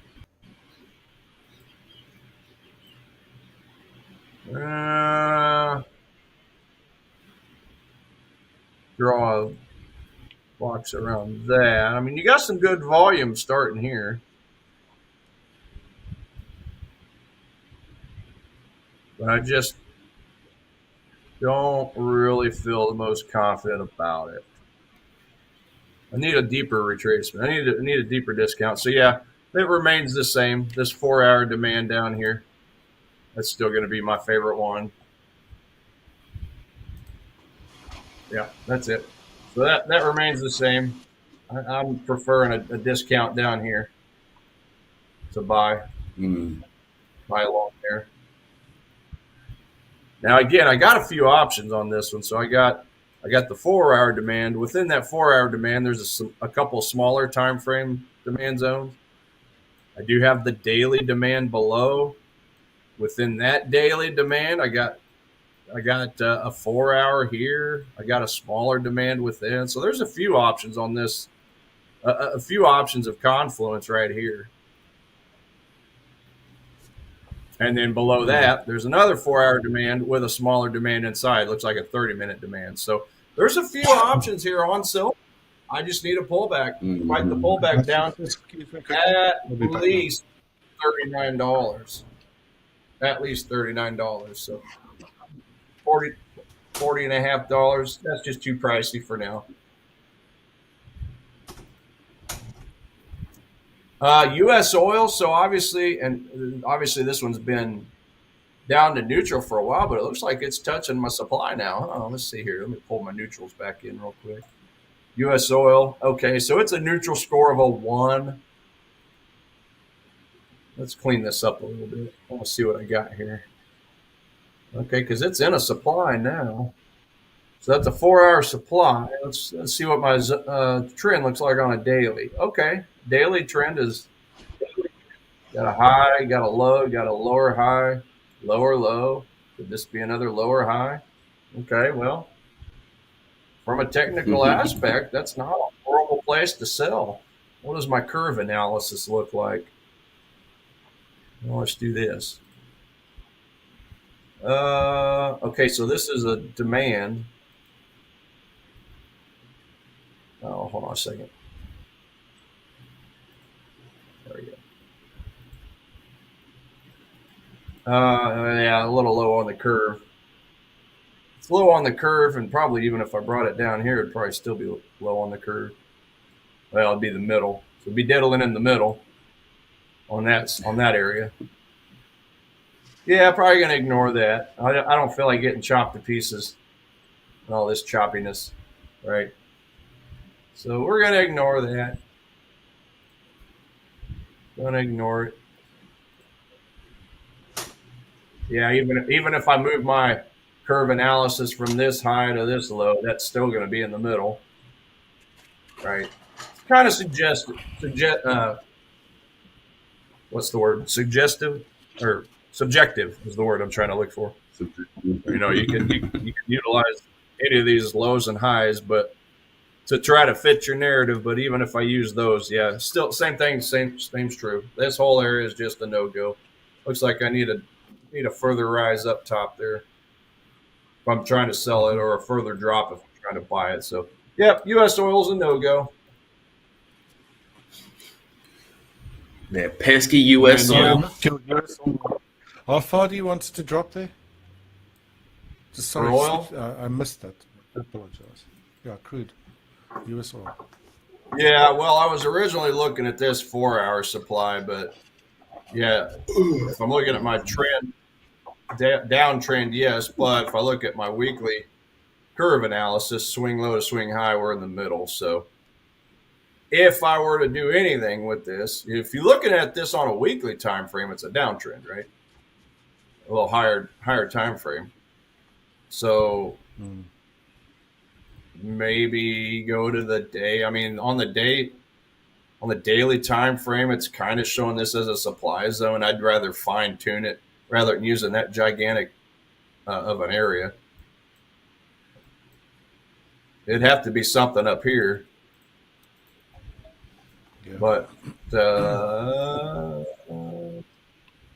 thank you. Maybe this area here on a 2-hour, perhaps. Yeah. But then it starts messing up the zone or the trend. But I love the volume. Look at that gigantic volume. Holy cow. Look at that big red candle. Big red VSA candle down here. So that in itself makes that look pretty interesting. I mean, there's a lot of activity to the left of it. But yeah, that's a long ways away. I mean, I don't see it getting up there anytime soon. But we'll have that zone up there just in case. If I start getting any type of bearish readings on the on oil, on my fundamentals, I'll probably draw in an alert there. But for the time being, I'll just leave it as is. Too far away. Mm-hmm.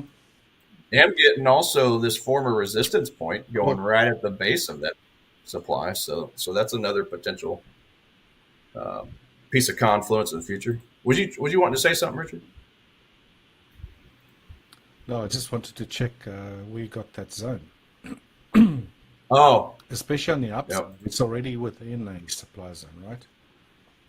Was that on your 4 hour or 2 hours? Sorry. No, I was looking at a higher time frame on that one. Yes. Right. Gotcha. Oh, I'm sorry. Yeah. I need to go back to oil. Yeah. So daily, that's on a daily. That's my algorithm is calling it a supply zone, but I don't qualify it as a supply zone because that candle is just too short. I need to see this candle the same height at least, or pretty close to this candle here, for me to call that a supply zone. But yeah, if you go down to a 4 hour, a 2 hour, looking at that same area, then that's where it is a supply. Gotcha. Last green candle up, big expanded range candle down, big VSA expanded range candle. So that's, I'm just going to leave an alert there. I'm just going to set an alert there and put it out a few weeks. I got all these alerts now. It's not like I have to.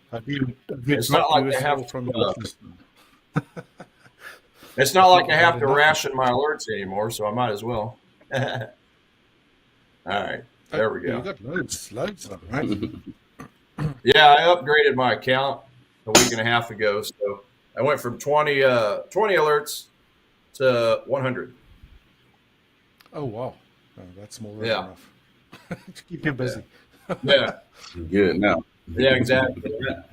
I mean, 20 was really plenty for probably 90% of this time. There's like 5 or 10% of the time where I just wanted like one more or two more, but now I don't have to worry about it, so I should be good to go. Should be good to go. What else I got here? Gold, Swiss Jap. I went over that. I think I went over Swiss Jap. Swiss Jap. Yeah.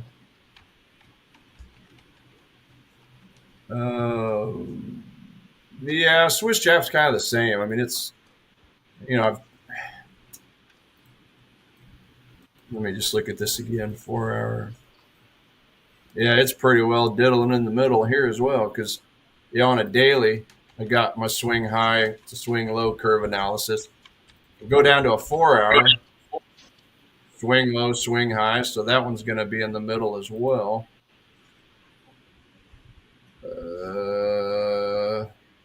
Yeah, I don't like that. So I got to delete that. I'm not gonna be getting chopped to pieces. Yep. Swing low, swing high. Yeah, that would be in the middle. And all of this, look at all this choppiness anyway. So, yeah, I don't have anything on Swiss Jap unless I get a big discount down to this area. I think I need to put an alert down here, actually. That's going to be the best bet on Swiss Japanese yen. There we go. Yeah, so we got some confluence down here. 4 hour demand with a 1 hour demand on top of it. Yeah, that's the one I was looking at earlier. We do also have this one, but again, this is just in the middle of a chop fest going down to the 30 minute. Yeah. So we do have this 30 minute. The more I look at it, the more I dislike it because when it left this zone, it went up, but it hesitated for about an hour and a half, 2 hours. It hesitated not far from the zone itself. And then it finally went up. So yeah, I'm gonna ignore that one. I'm not going to worry about putting an alert there, but as always, I'll look to see what happens if and when price returns there. Same with this price point, even though I don't plan on trading it.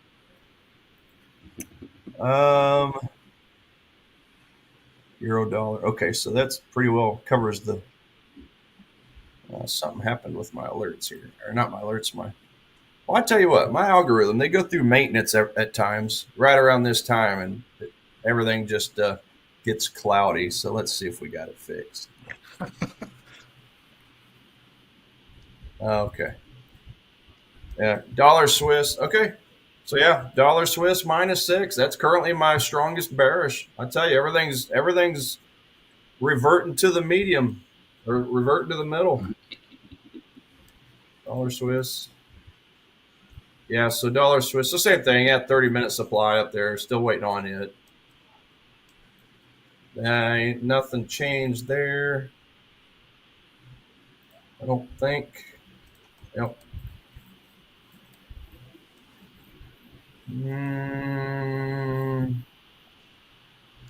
Yeah, I don't like any of that. That's it. Yeah, dollar Swiss, dollar yen. Yeah. Yeah, that was the one I already mentioned, ignoring. DAX in Germany, Nikkei. I mean, if we take a look at a couple of these indices, foreign indices, there's the Nikkei. It is a -5. 4-hour downtrend with a monster face looking at us.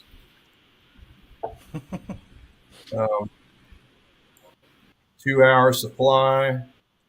Yeah, I'd be interested in taking a stab at this one. Because again, this is probably my favorite one at the moment, believe it or not. Curve analysis, we got our swing lows, swing high. So we'd be selling high on the curve and premium. That's the daily. So I have to go down to the 4-hour to find my trend. What's the trend? Trend is down. Go down another time frame or two. The 2-hour supply right there. In the premium, in the top 33, top third. Doesn't look as good on a 1-hour time frame, but on a 2-hour time frame looks pretty good. That'd be my zone right there. Wow. I mean, again, it's an index. Not my favorite thing to do to sell an index, but if that's all it's going to offer me, and that's it. Beggars can't be choosers, right? For sure. I mean, it's okay. Ain't a big deal. Just be careful on the risk, stop losses, and all that. Go stop loss above this area here. Something like that. We'll keep an eye on it. That might be that might end up being one of my plays. Let me see. How far back was that? Yeah, I mean, still a ways away. Probably ain't gonna hit anytime soon. But yeah, everything in this area is diddling in the middle. So I don't even have any interest in finding anything on a smaller time frame here. I mean, let's see here. 30, 15, 10.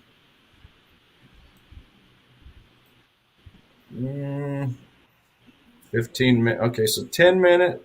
That's a little bit of a supply. 1 hour. Yeah, I just don't like it. I don't like it. Swing low on a 40. I don't like it, man. I tell you, I'm reaching. I don't like it. Right. Yeah, today's one of those days. If it were just me and I weren't on a stream, boys and girls, I'd just be taking a walk today. I'd be taking a nap. I'd go be exercising or doing something other than trading because it's just a little tough right now. Oh, for sure. Not a whole lot of stuff. DAX in Germany, it's giving me a -5. 4-hour, 1 hour, downtrend, 15 minute. Yeah, this is all just hideous looking price action up here. Not pretty at all. Ain't none of it pretty. Oh, man. Yeah, no volume on that. Gold. It would have been right back at break even. No volume on any of this. So yeah, I can't even use that. I can't even use that price action. I'm gonna delete it so I don't get fooled by it. Daily. All right, so there's my daily curve. Swing low, swing high. 4 hours, a downtrend. I like that. 1 hour, I mean, yeah, I mean, I've got a supply. It's just clear up here, which I am going to go ahead and put an alert on, but it's about the best I can find at the moment on the DAX. The DAX in Germany. That was kind of a supply at one point, but it got touched, as you can see. Right, if we were to wrap a rectangle around this price point, right? You had this supply zone here, price dropped, broke a low, came back and touched and dropped. So that supply zone's already been used. Now I can tell you that was done before it was back when it was just a neutral score. So that's why I wouldn't have been paying attention to it. But hey, sometimes these zones work without it being a good fundamental score. It's the power of these zones, but yeah, really reaching on these. That's dry. That's knocked out that demand, so I can delete that. Yeah, it's about the best bet, clear up here. But you can see that that's over 2 weeks since price has been there, so it's not like that's going to get there anytime soon. So yeah, really, there's nothing on DAX either. Bitcoin is a -4. I mean, it's getting close to a bearish bias for something that we don't like to sell. Yeah, it says just one away, right? Yeah, -4. So, but yeah, let's see here. Yeah, Bitcoin downtrend, 4-hour time frame. Swing low, swing high. We're kind of in the middle on that. I heard an alert. Oh. Yeah, this is an alert What's on that? this Euro CHF trade. On that Euro CHF trade. So NF, if we can get my screen pulled up really quick, I'll pass it back to you in a second here. Yeah, and while we're getting your screen pulled up, let me just go and re-announce. 1 second. The Grand Prix Championship notes. Let me just find it again. Where'd they go? So yeah, just a reminder, everybody, for the Grand Prix Championship. Again, you'll get a starting balance of 5,500 into your account.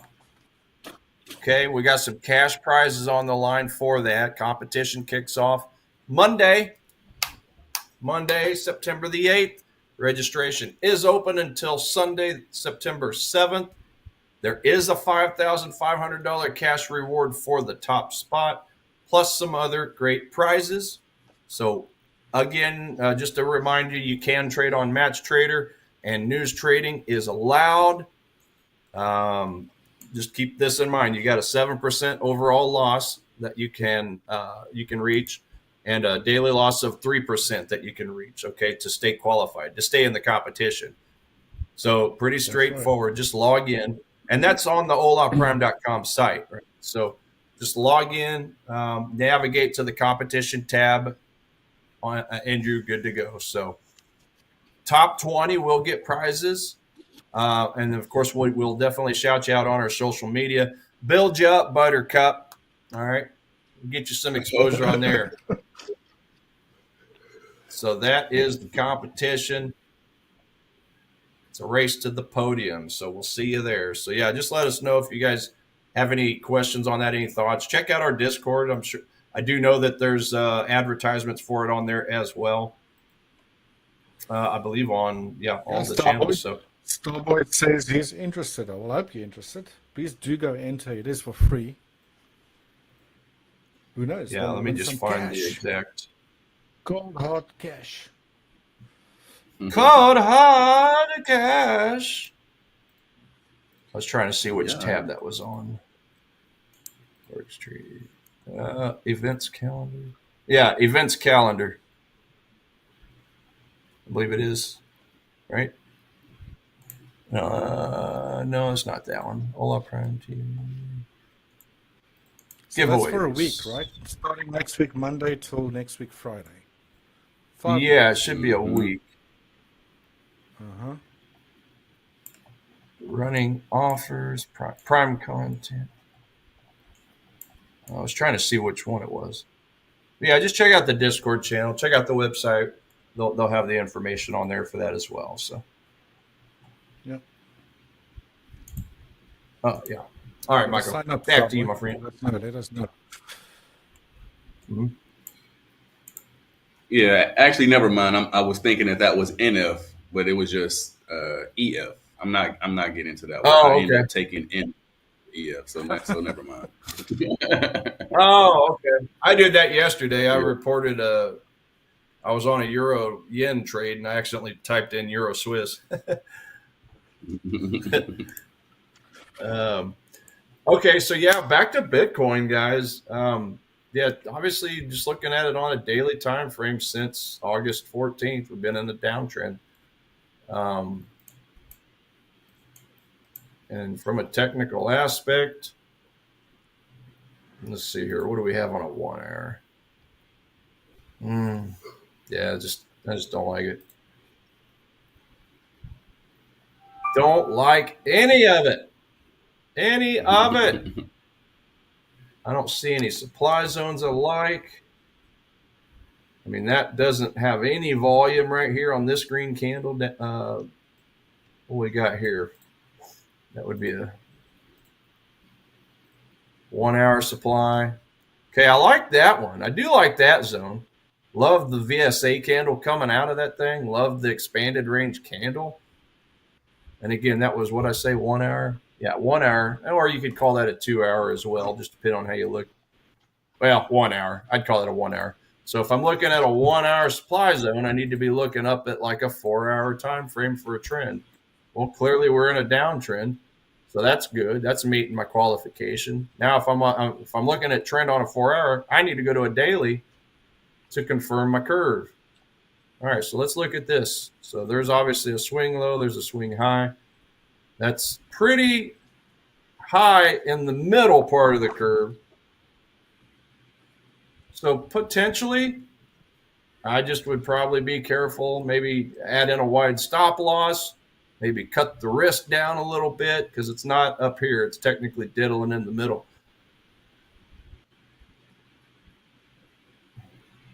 Yeah. Not really a whole lot to add to that. 1 hour supply. Might as well put an alert on this.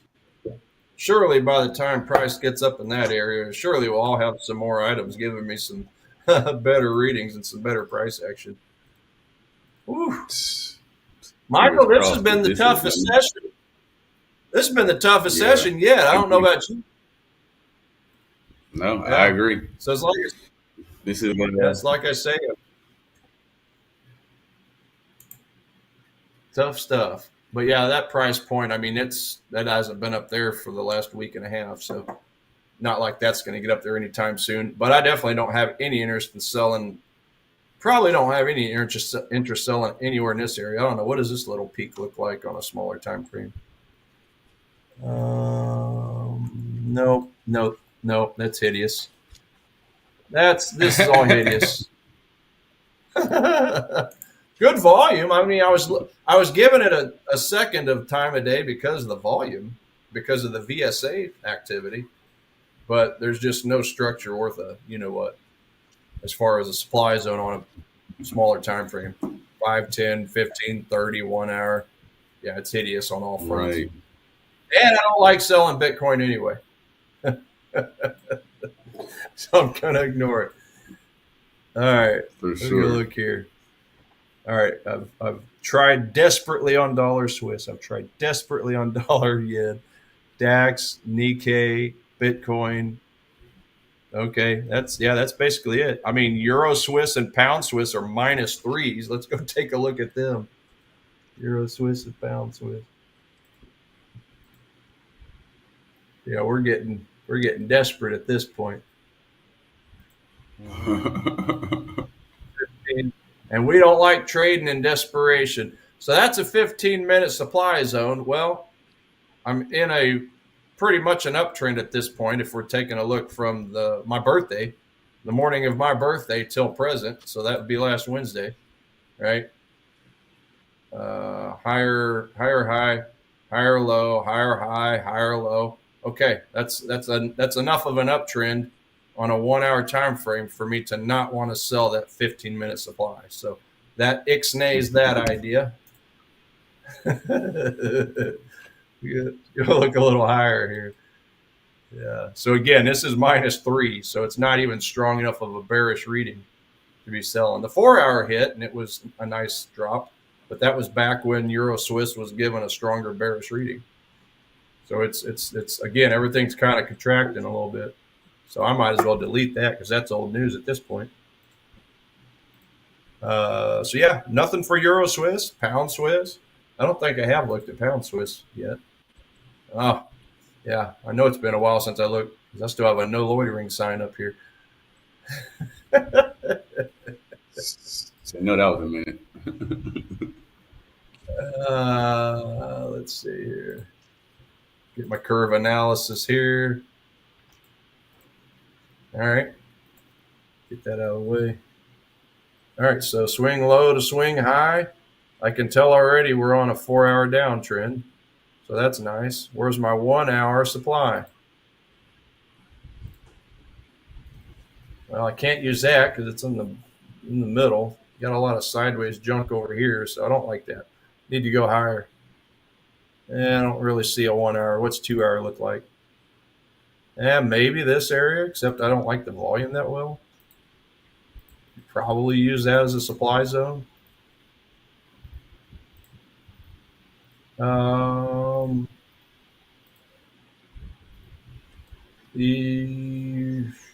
Yeah, we'll keep an eye on it. Put me in oh, wait a second. Yeah, we'll put an alert there. Too far away though, so again, I just don't have anything in the immediate area. Everything would be right in the middle. Swing low, swing high. All this is in the middle. This is Chop City.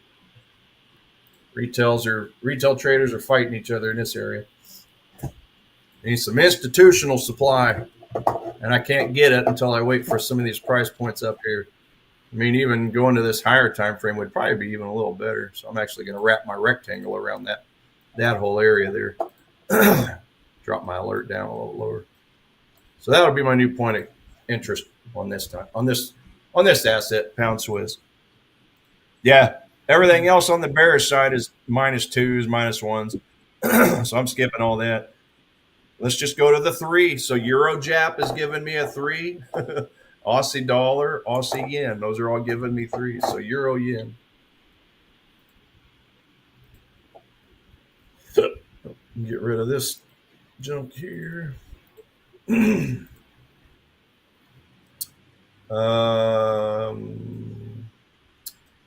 back out here real quick. All right, so at this point, I need to kind of move my curve analysis around a little bit.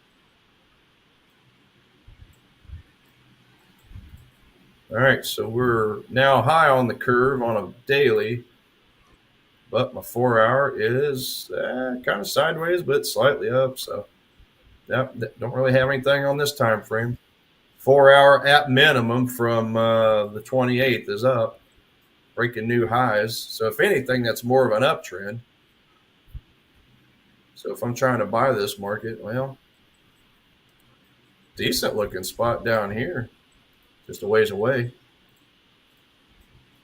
Okay. See that? Pretty decent reaction leaving that area. Bounced into an overhead supply. It did slow it down, but it ended up breaking through. But yeah, that's a ways away. Euro yen actually has a pretty decent ATR. Yeah, 99 pips. So it moves pretty good throughout the day. But yeah, we're like well over 100. Let's see, 0.080. Oh, yeah, we're 200 pips away. So anything in this area here probably going to be Chop City. So let's see. Yeah, this is ugly price action, ladies and gents. Too many wicks on the top. Like all the Too many wicks. We're trying. Chat. Anybody in the chat got anything you want to trade? Let us know. We're struggling over here. And it's okay to admit it too. Hey, we don't always have all the answers. I can tell you. Today has just been one of those tough days. So it's days like today I where said as soon as I came here, like all these spikes, all of this craziness, this is whoa. This is a lot. A lot today. Yeah. Too much going on. Yeah, nothing on Euro yen.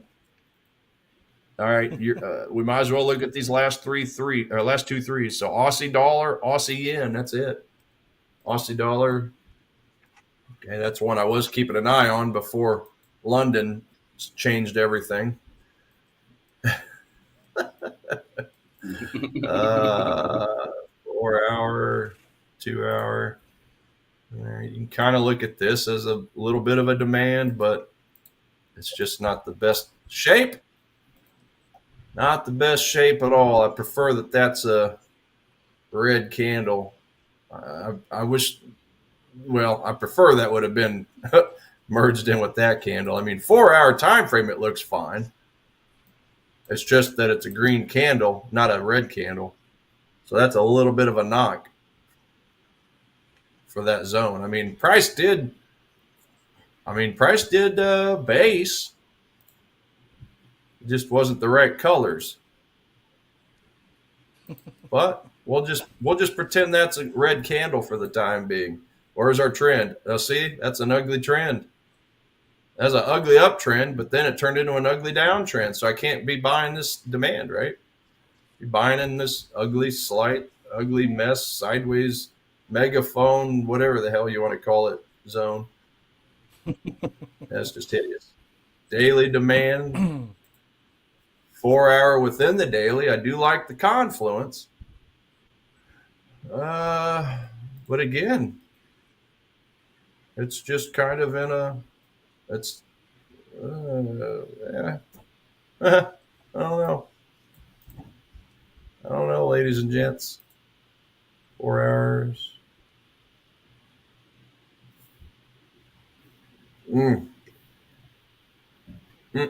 No. Aussie yen, that'll round it out.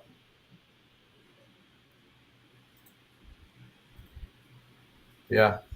This is all kind of going away from the bullish narrative. But if we just focus on just the 4 hours, let's see, what's the 1 hour trend is up, 15 minute. Actually, let's do this.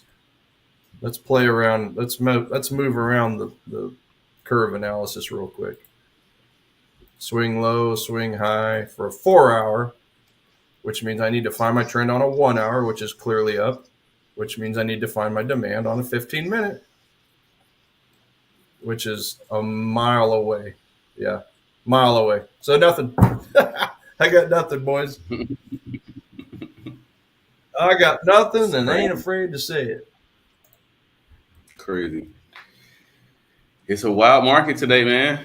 Like, for real, this is nearly uncharted territory. Like, what the hell is this? I don't even know what to say. Yeah, let me do this before we flip it on over. I'll just pull up my yeah, I mean, here's my watch list, and we've already went over it in full, but this is as ugly as I've seen it in a while. I mean, you got a lot of fives, which technically are actionable items, but all of these actionable items were way up higher. 8s, 9s, 10s. Remember, silver was a 13 just last week. 13. It's now a 5. Right. It's now a 5. Gold was a 5th up to, well, it was, gold is the only one that's held its strength. And it was at about a 13, I think, or no, it was at 15 as well. Gold and silver were both up there, 13, 14, something like that. So gold is the only item that has kind of held its strength. It has lost 2 or 3 points, but it's the only one that's held strong. Dollar Swiss, dollar yen. Remember, dollar yen was a minus 15 mid last week. So in less than a week, it's went from minus 15 to minus 5. Look at all these neutral ratings that we've had of late. Right. And then we had, so yeah, and then obviously moving into September. Oh, hold on a second. Yeah, moving into September, the seasonality changed. So I believe the seasonality was bearish for the month of August for dollar yen, dollar Swiss. Well, yeah, I know for a fact it was. Because remember, we were looking at dollar yen and there wasn't a single blue box on here. But so it was a bearish, August was a bearish month for that pair. But then you flip to September, it's now bullish. Okay, so that's going against the bearish narrative for both of these currency pairs. So it's just interesting to see how how dynamic this list could be. But yeah, the only thing I would care to sell is dollar Swiss, and I can't find a spot on the chart. And then yeah, gold and Swiss yen. That's it. And I don't trade treasuries, but if you're a treasury trader, giving you a bullish score of a 6, and rightfully so. Don't 10-year treasuries tend to go up when rate cuts are on the horizon? I think that's one of the stipulations, right? I don't know the nuances for it, but yeah, I was doing a little investigating the other day, a little study on 10-year treasuries, and yeah, it did say something about when they're projecting rate cuts, then people do go to buy those. So, Tiger, just quickly, I want to make that announcement quickly in case someone just joined or someone forgotten. We got a huge trading challenge day coming up right after our Forex Fire session. It's the first time we'll be doing this. So we're going to have a futures takeoff session. All our futures coaches are going to go head to head in a 1-hour profit battle, right? So they're going to be trading the markets live and see who over 1 hour is going to, end up with the highest amount of profits. So there's going to be 1 hour, one leaderboard, and one winner gets the crown live on stream, guys. So here's the best part. You'll be part of the action too, since you'll be paired with a coach. And if your coach takes the win, you score free giveaways. So that's really cool to know. So stick around, keep those notifications on, and don't miss the adrenaline-packed showdown. So guys, make sure to subscribe, vote, and get ready, because today's the day. It's not just about trading, but it's a challenge you certainly won't forget. Those guys during the future session, when things really light up, really know what they're doing. So do stick around for that. It's really cool to know. Our first trading challenge day, and you can be part of it as well.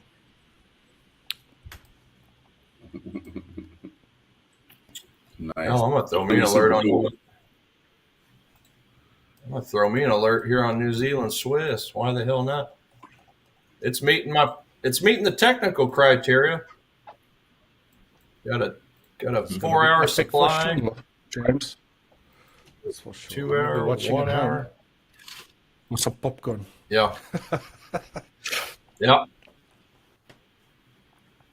Oh, that's not even right on the curve. Dang it. All right. That really doesn't meet it. Never mind. Gents, that's about all I got. What do we got? Like 20 minutes. You got anything else? You gents? We can look at my charts quick again. Waiting for this one to go and do it. What's that, Michael? You broke up for a second there. What was that? I'm just waiting for NF to kind of do its thing. It's slowly moving in my favor, like slightly. It's up like $25 right now. We in at 47.11. Oh, so slightly. As a sell, or was that a sell? I can't remember on yours.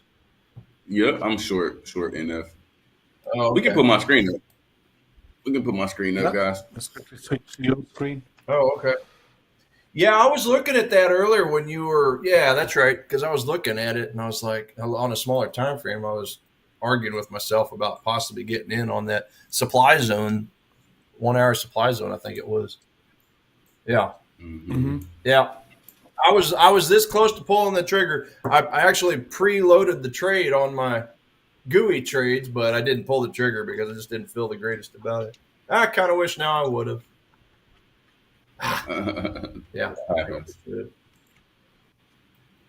It's slightly. I feel like I was reaching. Yeah, it's up slightly here. We'll see. I'll probably close in the next few minutes, actually, just to. I don't really like it. It's up $32, so we'll see.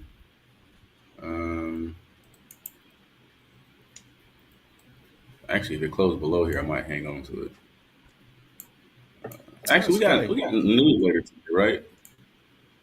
It's going. We got news yeah. at 10. Yeah, we got the 10. The PMI data. Yeah.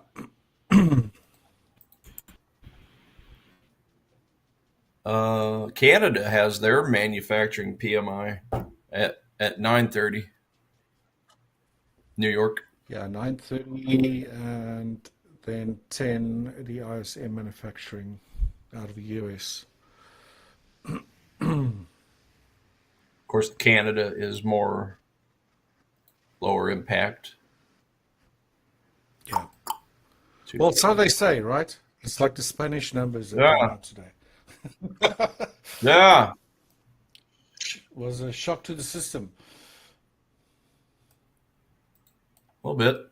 Yeah. Yeah, that is indeed the case.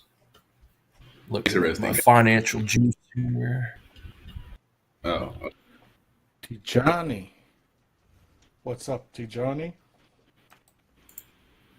There. What's going on? Really well. Good in you? I didn't recognize your name. I wasn't here yesterday, though, but very welcome. Welcome.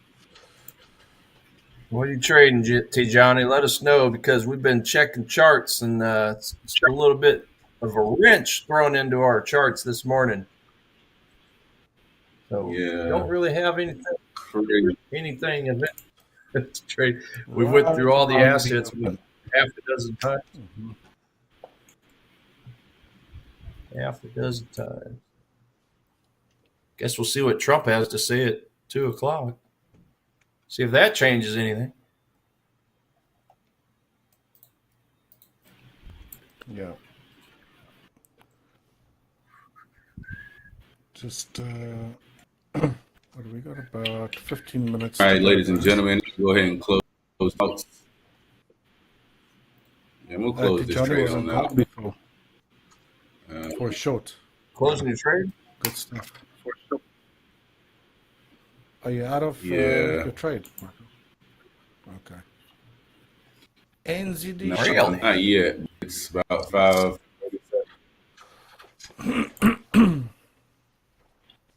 I close below it. Yeah, I'll go ahead and close it. You're closing it out?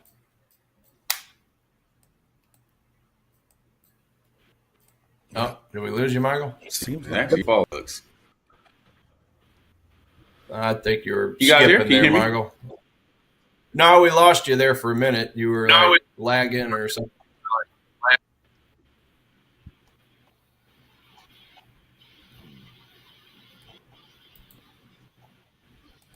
Okay. Yeah, Michael, while you're doing your thing there, I just got word that we got a winner for today's $5,000 account.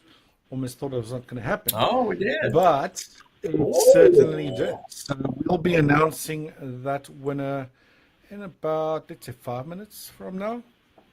Again, we got about 15 minutes before the end of today's Forex Fire session, right?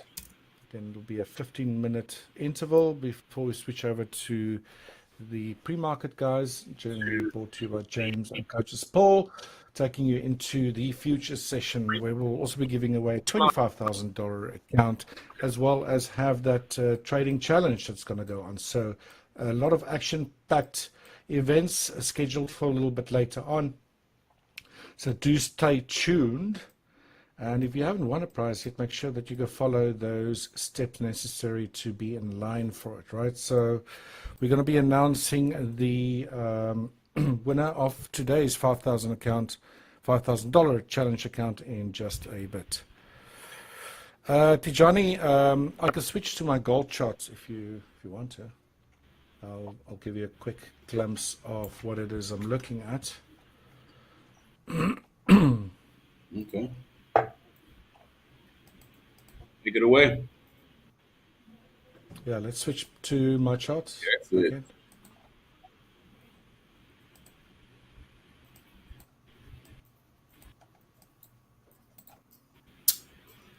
Man, what a freaking Did day. you be tracking what I thought was a triangle or symmetrical triangle? I'll show my charts in just a bit on the higher time frame.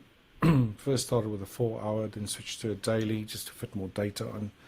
It's been a pretty long sideways gyration in gold. What was it? 1, 2, 3 months before we finally now printed new highs, right? So I've had a symmetrical triangle that I was following and kept on updating during these sessions. So yeah, pretty happy that I was able to identify the pattern early on. That being said, there was a few moments that I thought that I'll have to update some of the counts, which is perfectly fine. It happens with this type of analysis. So just waiting for my screen quickly to share, and then we can look at that and then announce the prize winner for today.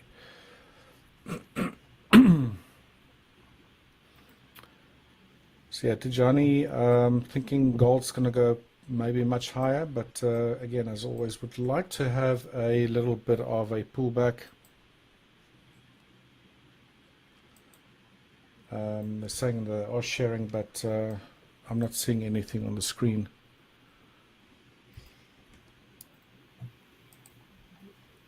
Gold's back to the upside. Definitely How about that? not showing. Do you guys see my chart? Yeah, we can see your charts. Yeah. Uh-huh. Well, I'm seeing your chart, Michael, on my side. So weird. It doesn't Something's matter. going on with this. Yeah, if I can just go over the analysis, so if you guys are seeing it, it's perfectly fine. Yeah, we see it. It's fine. So Tijani, this is for you. I've been looking at the sideways movement here in gold for quite some time. Mentioned, just to reiterate that again, that it might be a symmetrical triangle that was unfolding, managed to do all the internal counts. Triangles generally appear as one of the last corrective structures during a bullish or bearish phase. Doesn't necessarily have to be the end of, a bullish move, but it might be getting very near to the end of this upside move to the upside. That being said, this move that we've seen right now to the upside here, which in my mind at least confirmed that this was a triangle formation since price broke out to the upside, I think is still in its early phases, right? If this was the end of that E wave or the fifth wave or internal wave of a triangle, then this was potentially the first wave, second wave, and then your third waves will typically be, expansive in nature, and then a fifth wave, and then maybe a deeper decline at a later stage. So I'm still looking to the upside. It would be nice if we can get a little bit of a retracement to get long again. I did take a long position just before you popped on. But a little retracement would be pretty cool.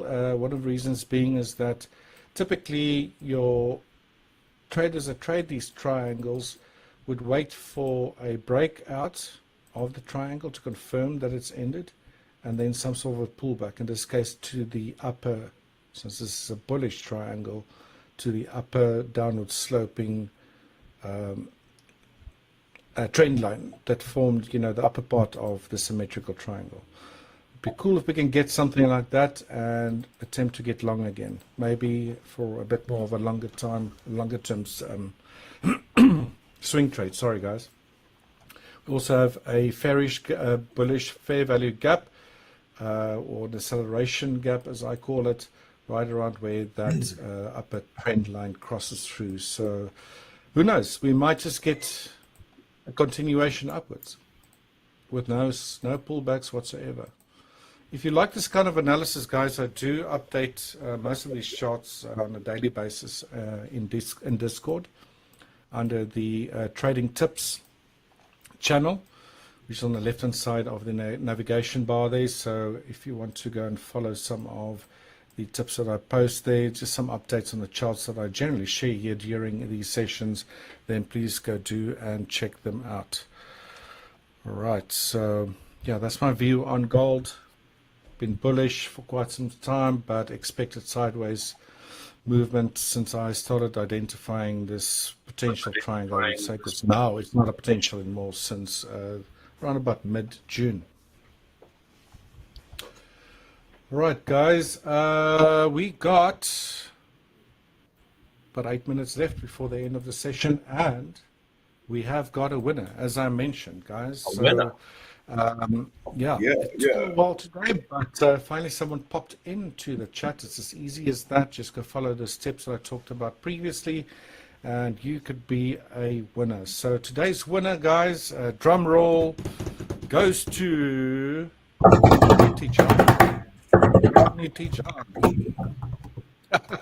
All right. Hey, Johnny. Congratulations to the winner of today's $5,000 Forex Challenge account.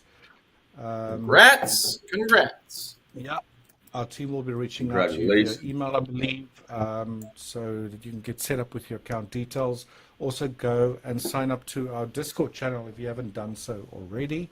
There will be instructions and steps that you can follow there to help you get set up with that account. Again, Tijani, congrats. You're today's winner of that 5K challenge account. As easy as that, guys. If you haven't won before, please do stick around for our futures session. There will be a $25,000 futures account given away during that session as well. So again, there you go, Tijani. Hang on in there. We'll be reaching out to you with account details via email. And as I mentioned, please do go and subscribe to our Discord channel. We've got a great community on there. Hola Prime family, all of our coaches are on there, all of our support staff as well as a really cool place to, you know, just go hang out, share ideas. If you got any issues, support will reach out to you. And as I mentioned, our coaches share on there regularly as well. So whether it's trading tips or it's trade ideas or whatever the case might be. So please make sure you go follow or join our Discord channel. Cool. Nice. How are we doing? Now my chart. Now I can see my chart. There you go. Right. Yeah. So that is gold for you. I might as well just look at the Nazi again here. And I need to switch back to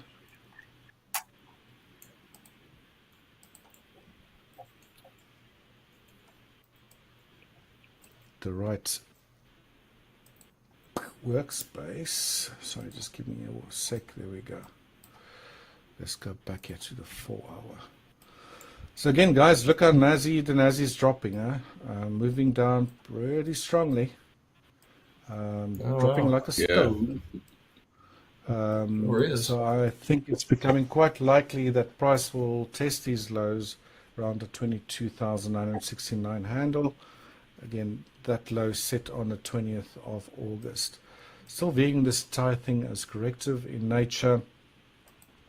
So if price were to reach this lower median line, which is around about 22842, I would say price has got a good chance to also break these lows that were set at the beginning of August, around 22689. So it's a pretty large area for potential support to step at, but again, I'm viewing this as a potential ABC on the Nazi.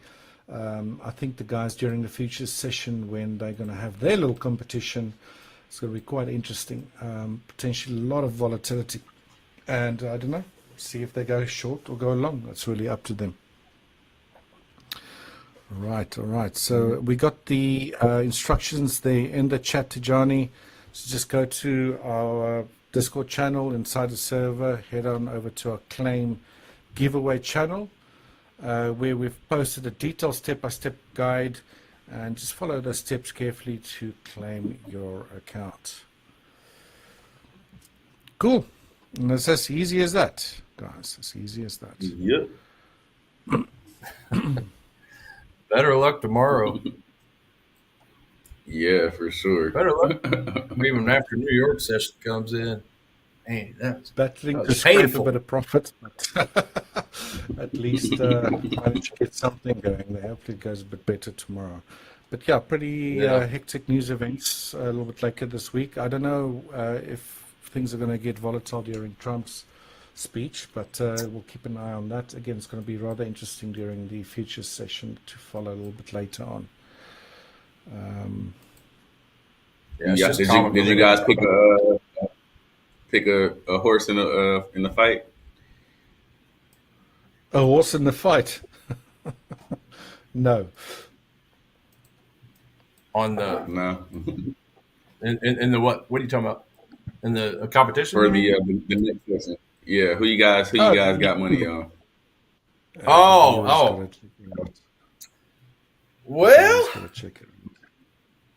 don't know. I'll do a bit Probably of a side between, bet there.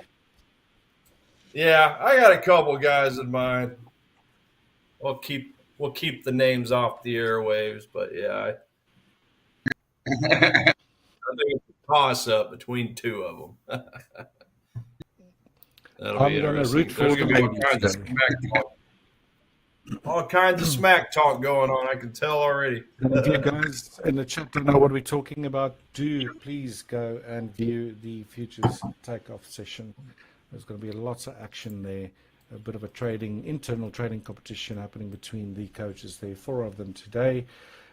So please make sure you go and view that. You can also win prizes during the actual standoff, if you want to call it that. And just quickly before we do log off, we've got about a minute or so. We also have our Grand Prix competition starting on the 8th of September. That's next week, Monday, running for the entire week till next week, Friday. So that's from the 8th till the 12th. Registration is open already. Head on over to our Discord channel I said Disco. Our Discord channel to go and register over there. It is for free, and you'll be receiving a $5,500 challenge account, and it's going to basically be a 5-day trading challenge, right? So anyone can register for that. Please go ahead and try that out, and you will be in the running for cash prizes, guys, as well as Forex challenge accounts as well. So go and check it out. It's also on our website, I believe. But if you have done so already, again, very important, go log on to or join our Discord channel and go and view what that competition entails. Cool. Yeah. All right. So, I think that's the end of our session, guys. A bit of a crazy one. We'll see how tomorrow goes. I'm really interested to see how things are going to go for the coaches to follow. To all our viewers, thanks for watching. Please join us again tomorrow. Please like and subscribe. Stay tuned. In about 15 minutes from now, we'll have the pre-market pulse kicking off, taking us into the futures session. From my side, thank you very much for watching. Coaches Michael and Tiger, all the best. You guys. See you tomorrow. Take care. Cheers. Have a good one, Adios. everybody. Ola Prime. Trade with transparency.